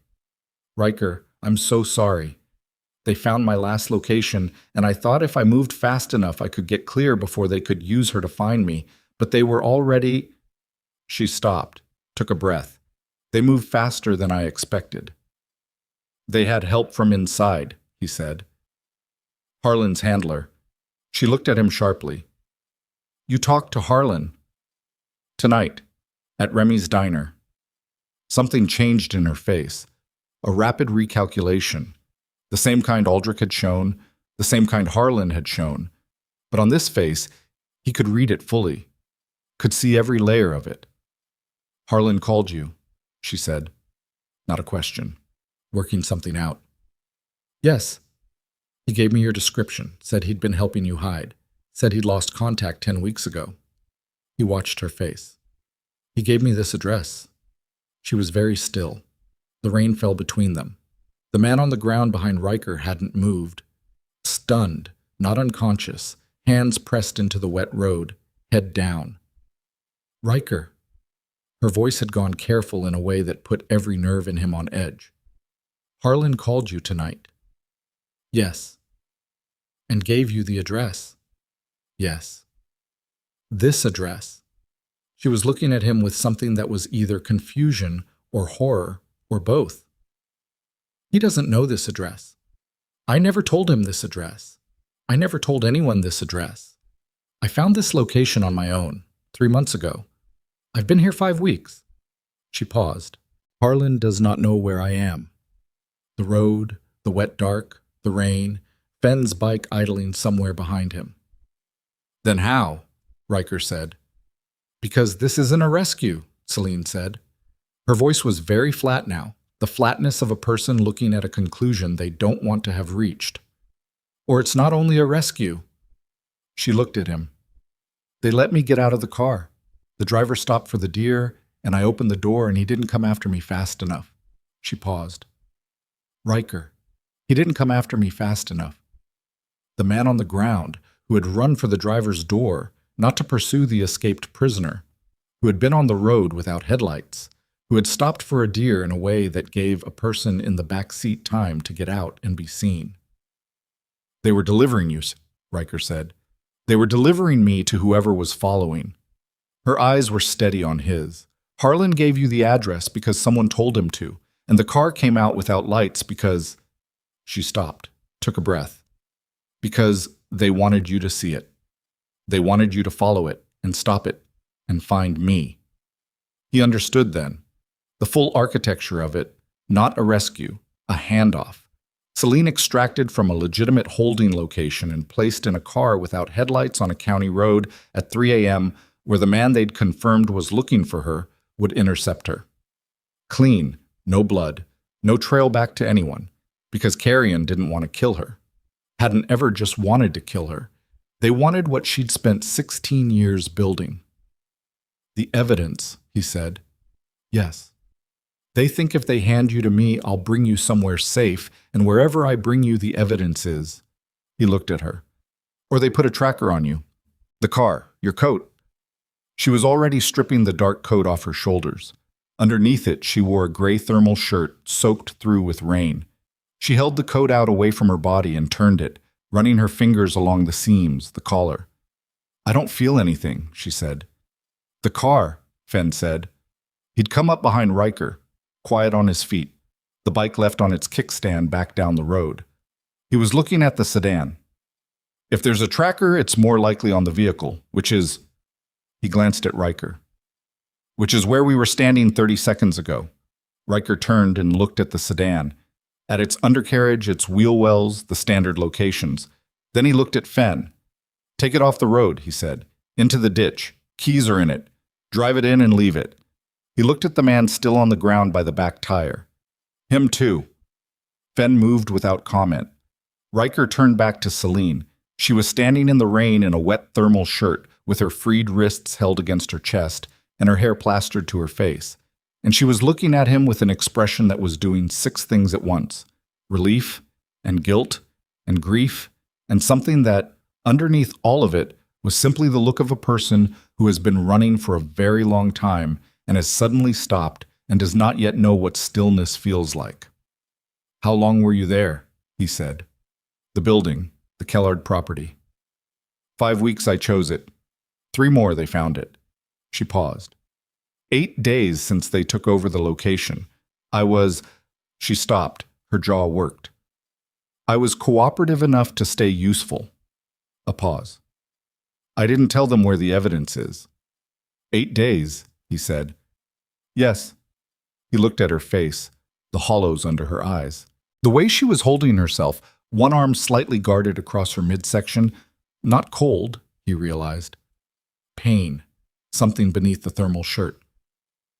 You're hurt, he said. I'm functional. Flat, immediate. That's not what I asked. She looked at him for a moment. 2 ribs. Left side. Cracked, not broken. I don't think broken.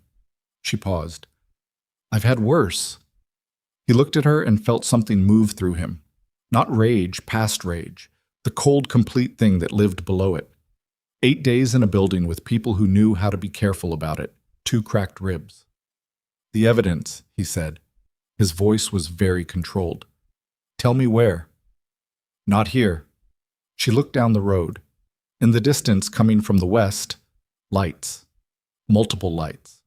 The low, unmistakable sound of Harley engines in the wet dark.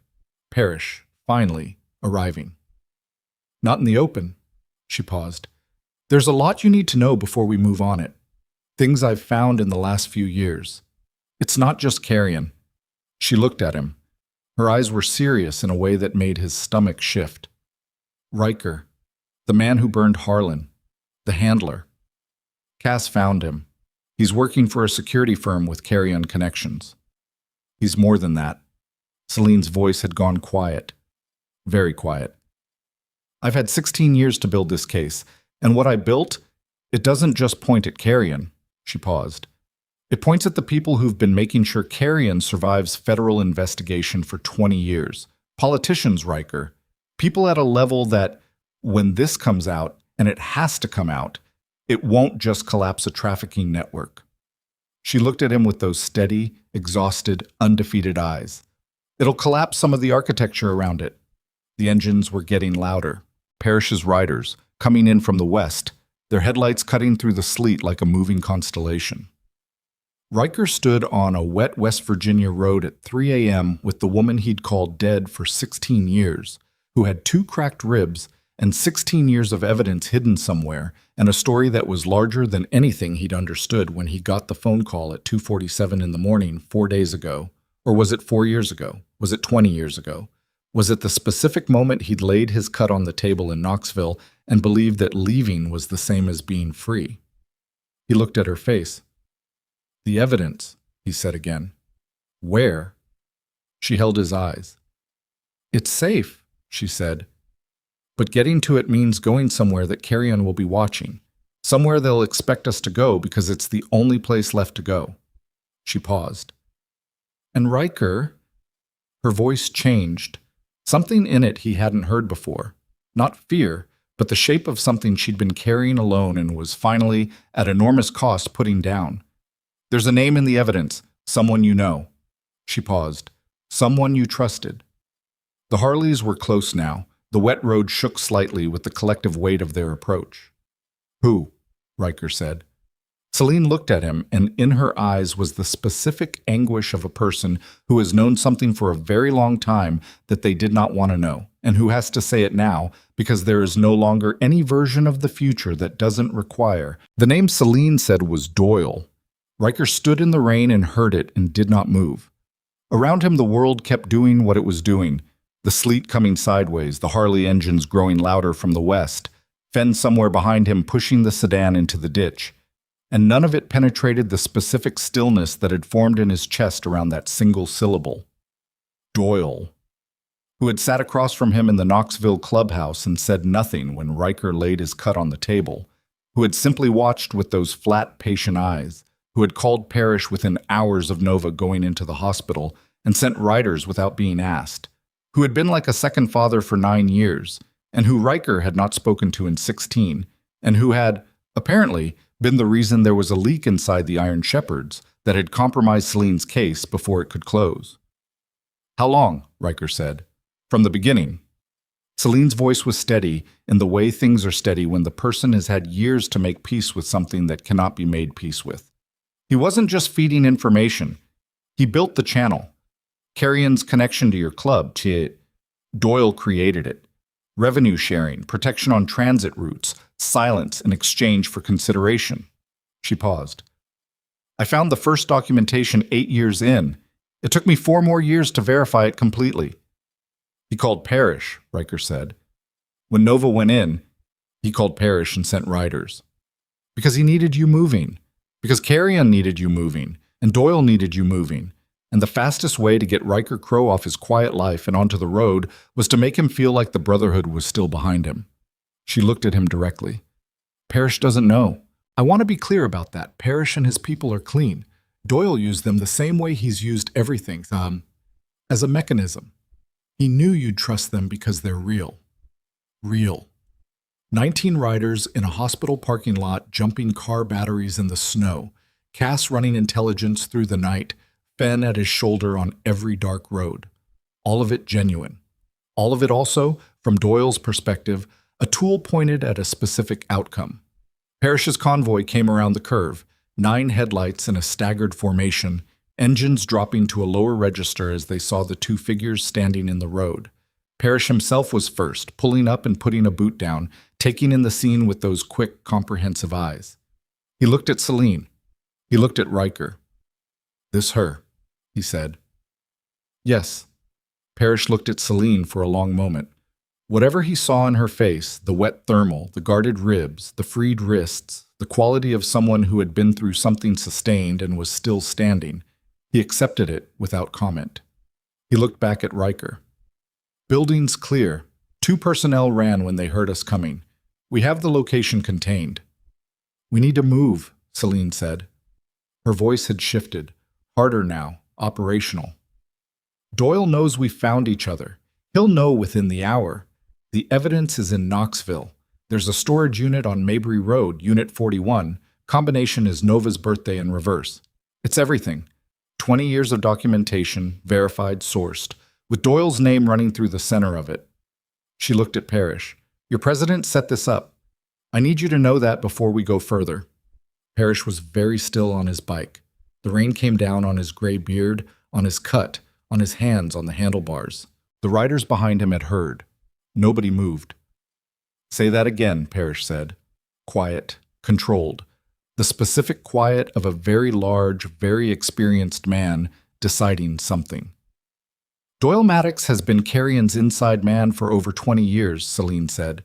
I have the documentation to prove it. Parrish looked at the road. He looked at his hands. He took one breath, slow, deliberate, all the way in and all the way out. When he raised his eyes, they were flat and certain and very cold. Knoxville, he said. Yes.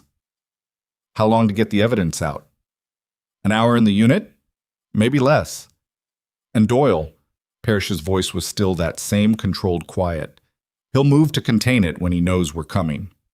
Yes. Parrish turned and looked at his riders. 8 men and women on idling Harleys in the West Virginia sleet, faces wet, waiting. He didn't make a speech. He said, Knoxville, now. That was all. They rode hard. Celine was on Parrish's bike behind him, one arm around his waist and the other held close against her cracked ribs. Riker drove his truck with Fenn's bike in the mirror, and Parrish's convoy spread out behind and ahead like a moving wall of sound and light. The sleet turned back to rain, and the rain thinned, and by the time they crossed into Tennessee, the sky was the particular gray of pre-dawn, the darkness going soft at its edges without yet releasing the night. Riker's phone rang at 4:47 a.m. Unknown number. He answered it. You found her. Doyle's voice. 60-something, rough-edged, the voice of a man who had run men for 30 years and knew exactly what authority sounded like. I'll give you that. I underestimated how fast you'd move. Riker said nothing. I want you to think, Doyle said. Before Knoxville. Before you do something that cannot be undone. I want you to think about what that evidence does. Not just to me. To the club. To every man who ever wore that patch. You burn me, you burn all of it. You burned it, Riker said. 16 years ago. I kept it alive. I kept it funded. The roots we protected. The money that came from that. Doyle's voice was flat. Patient. The same voice that had taught Riker how to read a room, how to hold a position, how to make hard choices. I made decisions, hard ones. The kind you don't have the stomach for, which is why you left. You put my daughter in a hospital. A pause. That was not my call. But you knew. Silence.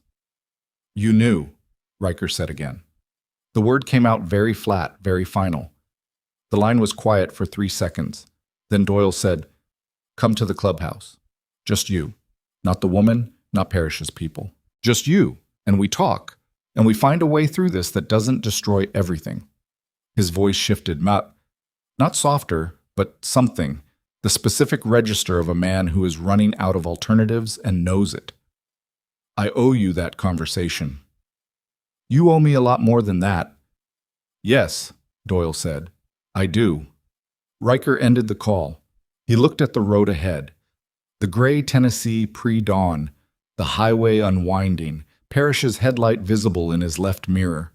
He thought about Doyle's voice, the way it hadn't broken, the way it had stayed exactly what it always was. Certain, controlled, the voice of a man who believed his own accounting of things. He thought about Nova's hand. He called Parrish. Doyle just called me, he said. He knows we're coming. I know, Parrish said. The wind noise behind his voice, still riding, fast.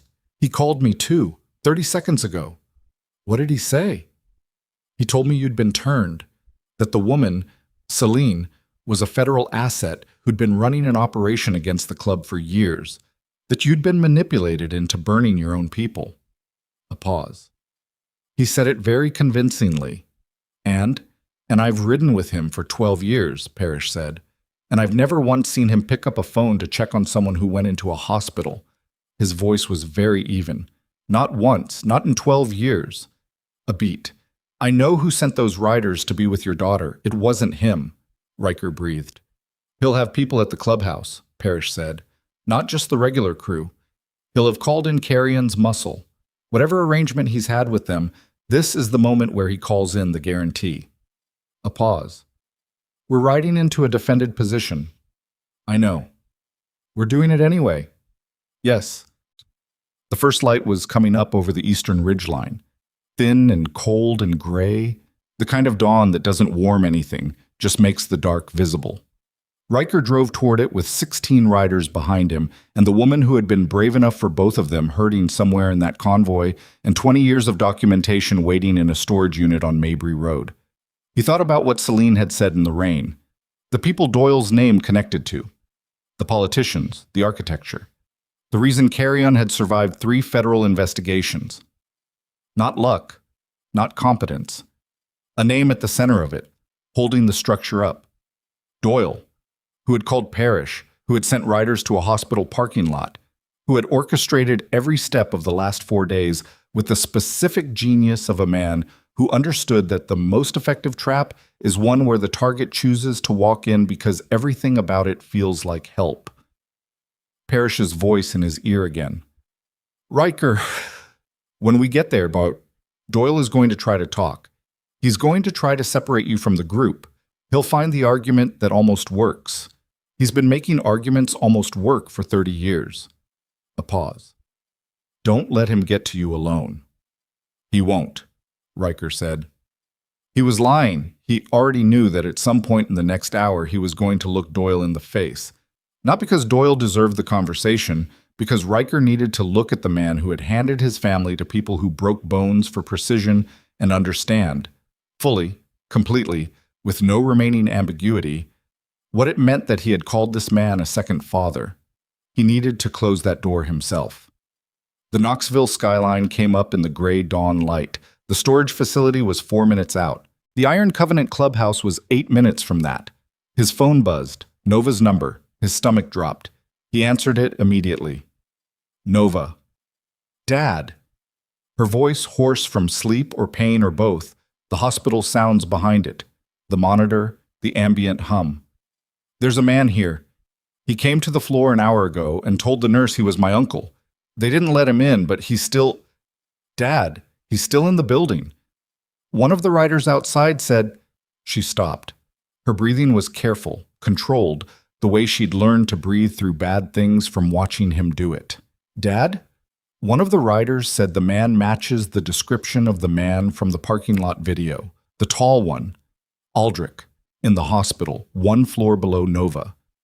Riker's hands on the wheel tightened until his knuckles were white. Nova, listen to me. You stay in that room. You do not open the door for anyone who isn't in a hospital uniform or one of the riders. You understand me? Yes. Dad, I need 1 more hour. His voice was very steady. The steadiness cost him something. 1 more hour, and this is over, okay? 1 more hour. A pause. He could hear her breathing. Okay, she said. Quiet. Steady. His daughter. 1 hour. He ended the call and called Cass in the same motion. Aldrich is at the hospital. He's inside the building. Nova's room, 1 floor below. I need bodies on that door right now, not outside, inside on the door. On it, Cass said, already moving. He put the phone down. He looked at the road. He thought about 1 hour and what it contained. A storage unit, 16 riders, a defended clubhouse, a man he'd called a second father who had fed his family to wolves, and an enforcer in a hospital 200 miles away, standing 1 floor below his daughter. Everything at once. The whole weight of it, all at the same moment, the way it always came. Not in sequence, but in a single crushing, simultaneous. The storage unit on Mabry Road smelled like cold concrete and old cardboard and time. Unit 41, combination in reverse. The lock opened on the first try, and Parrish pulled the rolling door up, and the fluorescent work light inside clicked on automatically. And what it showed was this: 4 filing boxes, 2 hard drives in sealed plastic cases, a manila envelope taped to the inside wall with "Open First" written on it in Celine's handwriting. She went in alone. Riker stood at the door and watched her cross to the envelope and take it down with hands that were steadier than they had any right to be. She opened it. She read the single page inside. Then she held it out to him. It was a letter, addressed to a federal prosecutor in Washington, a name Riker didn't recognize, with a case summary that ran to 12 numbered points. The last point read, "All documentation contained herein has been authenticated by independent verification. Chain of custody is unbroken. This is sufficient for indictment." Below that, in smaller script, "If I am not present to deliver this personally, the person who opened this unit is someone I trusted enough to find me. Trust them." Riker looked at the letter for a long moment. Then he looked at Celine's face. She was watching him read it with those tired, steady eyes. "You wrote this assuming you might not make it," he said. "I wrote it assuming I might not be in a position to deliver it myself," she said. The distinction mattered to her. He could tell. "Same thing." "No," she said quietly. "It isn't." He folded the letter and put it in his jacket. He looked at Parrish, who was standing at the door with his arms crossed and his eyes moving between them with the careful discretion of a man who understood when something was not his to witness fully. "We need a vehicle that isn't connected to any of us," Riker said, "to move these boxes." "Done," Parrish said. He was already on his phone. Doyle was at the clubhouse. Of course he was. The Knoxville Charter's home, and a converted machine shop on a dead-end industrial street that Riker had walked into 1,000 times in another life, had its lights on at 5:40 in the morning and 4 vehicles in the lot that didn't belong to any rider Riker recognized. Parrish's people came in from 2 directions, quiet, engines low, and Doyle's hired muscle, 3 men positioned at the entrance, saw them coming and made the calculation that professionals make when the numbers are wrong and stood down without engaging. They were smart enough. Doyle's muscle were paid for their competence, not their loyalty. Doyle himself was inside, at the long table in the main room where Riker had sat 100 times over coffee and motorcycle parts, and the particular low-grade chaos of a working clubhouse. He was 63 years old, and he looked it, heavy through the chest, white-haired, with those flat, patient eyes that had always suggested a man who was never surprised because he was always 5 steps ahead. He looked at Riker when he came through the door, and he looked at Parrish behind him, and he looked at Celine, and something moved in his face that was not quite guilt and not quite calculation. Something between them. Something that belonged to a man who had spent decades making peace with the choices he made by simply not revisiting them. "Riker," he said. "Don't," Riker said. Doyle closed his mouth. Riker crossed the room and sat down across from him.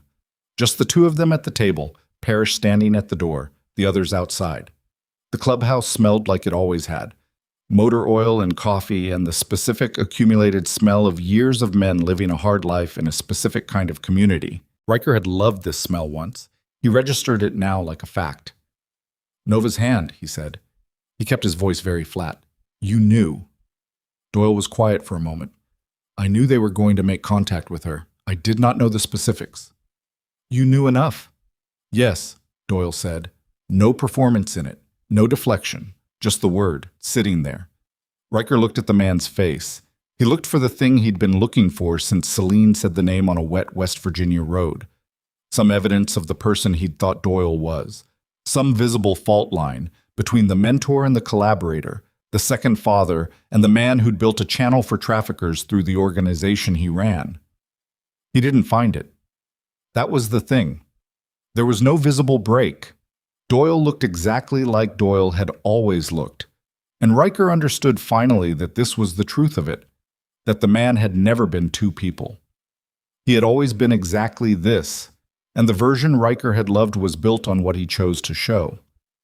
"The documentation goes to federal prosecution today," Riker said. "Everything Celine built. Your name, the handler's name, the political connections, all of it." Doyle looked at the table. "I know. Carrion's network is going to collapse. The people you protected, the infrastructure you maintained. It's finished. I know, Doyle said again. The same flat register, the same absence of surprise.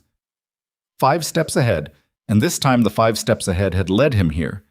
To this table, in this room, with no more moves available. Riker stood up. He looked down at the man for a long moment. At the white hair, the heavy shoulders, the flat eyes that had taught him how to read a room and hold a position and make hard choices. You were the closest thing I had to a father, he said. His voice was entirely controlled. And you fed my family to that network. He paused. I'm not going to tell you what that costs me. You don't get that. He walked to the door. He stopped with his hand on the frame. Parrish is going to call it in, he said. Federal line, clean, not the compromised tip line. You've got maybe 40 minutes. He didn't look back. What you do with that is yours. He walked out. Aldrich was gone from the hospital by the time Cass's people reached the floor. He had not touched Nova. Whether Doyle had called him off or whether the collapsing network had recalled its assets, he was gone, out of the building, out of the state, back into whatever operational darkness professional men like him disappeared into when the contract ended. Riker got the all-clear from Cass at 6:15 and stood in the parking lot of the Knoxville clubhouse in the cold morning and felt the specific release of a fear held so long it had stopped feeling like fear and started feeling like weather. He drove to the hospital. He got there at 8:40. He parked and sat in the truck for 2 minutes. Then he went inside and up the stairs and down the corridor that smelled like floor wax and recycled air, and he pushed open the door to Nova's room. She was awake. Sitting up slightly, her left hand wrapped around a plastic cup of orange juice, her right hand bandaged. The bruising on her face had deepened further into the dark end of its cycle. It would start fading in a few days. She looked at him when he came in, and the thing in her eyes when she saw his face, the reading she did, the rapid assessment of what he was carrying and what he wasn't anymore, was one of the most adult things he'd ever seen. It's done, he said. She let out a breath. It came out long and slow, and he could see it leaving her.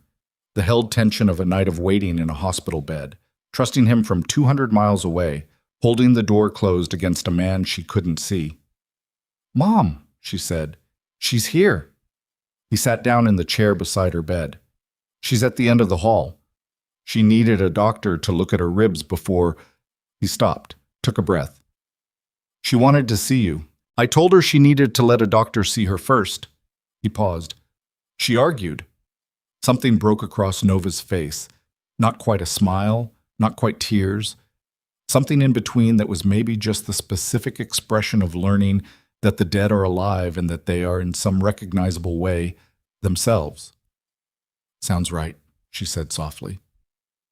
He reached out and put his hand over her left one, the undamaged one, the same hand she'd reached toward him with in this room days ago, asking for something true. They sat like that for a while. Celine came to Nova's room at 10 in the morning with 2 cracked ribs wrapped and a borrowed hospital sweatshirt and 16 years of absence standing between her and the door.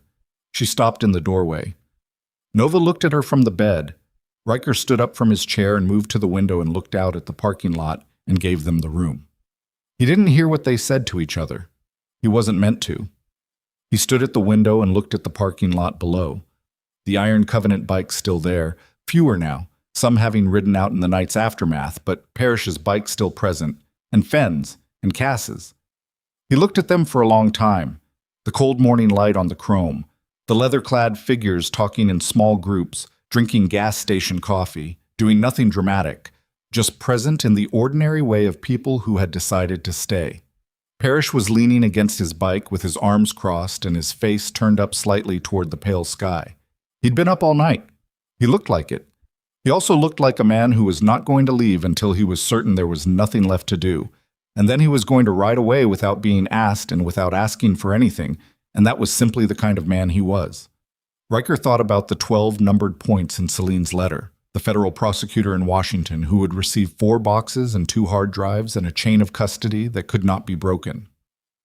The names inside, Doyle's, the handlers, the politicians, and the collapse that would follow, slow and structural and irreversible, The kind that didn't make dramatic news in a single day, but dismantled an architecture that had protected a trafficking empire for 20 years. He thought about 11 people from a warehouse in Greer, somewhere warm and looked after, their names being taken down, their testimonies beginning the long and difficult process of being heard. He thought about the name Celine's Haven. It had come to him somewhere on the dark road between West Virginia and Tennessee, in the strange way that some things arrive fully formed, and the specific rightness of it. A refuge, not a monument to grief, but a conversion of it. Celine would argue about the name. She would say it was too much. He would tell her that was the point. Behind him, from the bed, he heard Nova laugh. A short sound, surprised out of her by something, involuntary, and followed immediately by a sharp intake of breath because laughing pulled at bruised ribs. Then Celine's voice, low, saying something that sounded like an apology, and Nova saying, "Don't you dare apologize for making me laugh." And then both of them, quietly, together. He stood at the window and let the sound of it go through him and did not turn around. Parrish found him at the first-floor corridor at noon. The man handed him a gas station coffee without ceremony and leaned against the wall beside him, and they stood there for a moment in the institutional quiet. Riker drank the coffee. It was bad. It was very good. Federal contact received the documentation at 10:50, Parrish said. Cass's people verified the handoff. A pause. "It's moving," Riker nodded. "Doyle," Parrish said. "Yeah." "He was gone when we called it in. 40-minute head start." Parrish's voice was very even. "We don't know where." Riker thought about Doyle in that room, at that table, with his flat patient eyes and 40 minutes and 20 years of knowing how to disappear. "He won't surface," Riker said. "Not now." "No." Parrish was quiet for a moment. 12 years I rode with that man." His voice didn't break. It didn't harden either. It just carried the weight of the statement, clean. 12 years? I know. Did you know before Celine told you?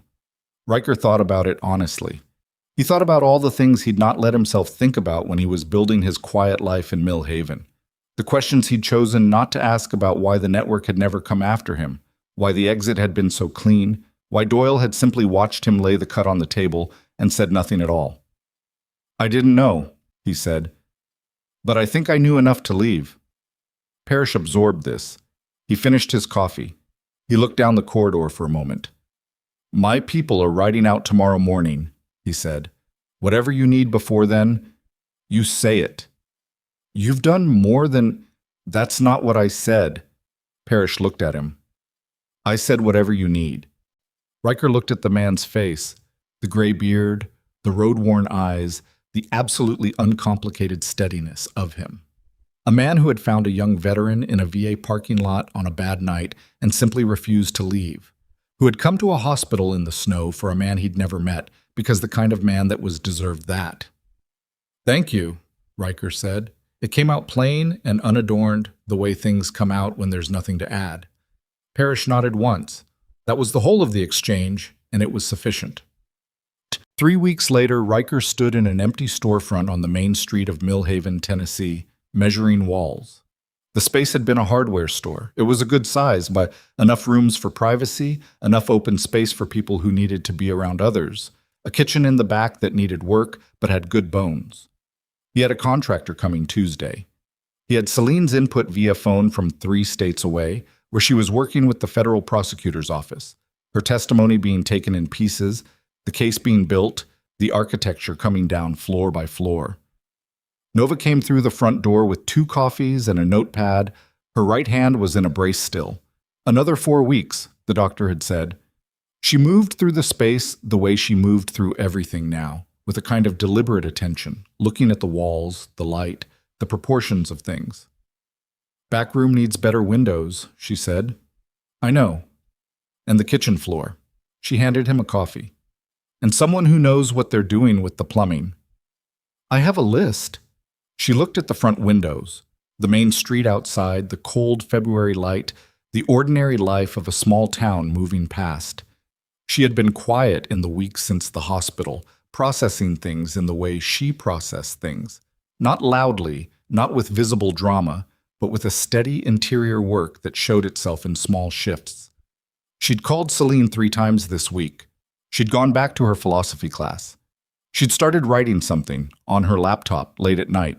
He didn't ask what. "What does the name mean?" Nova said. "The Haven." He looked at the space around them, the bare walls, the good bones, the work that needed doing. "It means somebody's waiting for you," he said, "when you get here." Nova was quiet for a moment. She looked at the walls. "She'd hate the name," she said. "Yes." "She's going to argue about it." "I know." Nova looked at him sideways. Something in her face, the inherited cheekbones, the mother's mouth, 20 years of her own history written in the way she held herself, was steady and warm and complicated and entirely hers. "Good," she said. "I want to hear her argue." Outside on the street, a motorcycle went past. Not a parade, not a convoy, just a single bike, moving through a cold February morning in a small Tennessee town, engine sound brief and present, and then fading, the way it always did, into the distance. Riker listened to it go. He drank his coffee. He looked at the walls of the space that would become something. He thought about 11 survivors, and a federal case building brick by brick, and a woman 3 states away giving testimony that would cost her everything she'd held private for 16 years, and that she was giving anyway because that was who she was, and had always been. Not 2 people. Not a version she showed and a truth beneath it. Just the one person, all the way through, who had been brave enough for both of them when he hadn't known how to be brave for anyone. He thought about a parking lot in the snow and 19 motorcycles arriving without being called. About Fenn in a rest area in the dark, saying that's the math. About Cass running intelligence through the night with the flat professionalism of someone doing the thing because it needed doing. About Parrish on a bench in a hospital parking lot at 4 a.m, just not leaving. He thought about what a family was. Not the version you're born into, and not always the version you build deliberately. Sometimes the version that shows up at 2:47 a.m. and stands in the cold and asks for nothing. He picked up his measuring tape. There was work to do.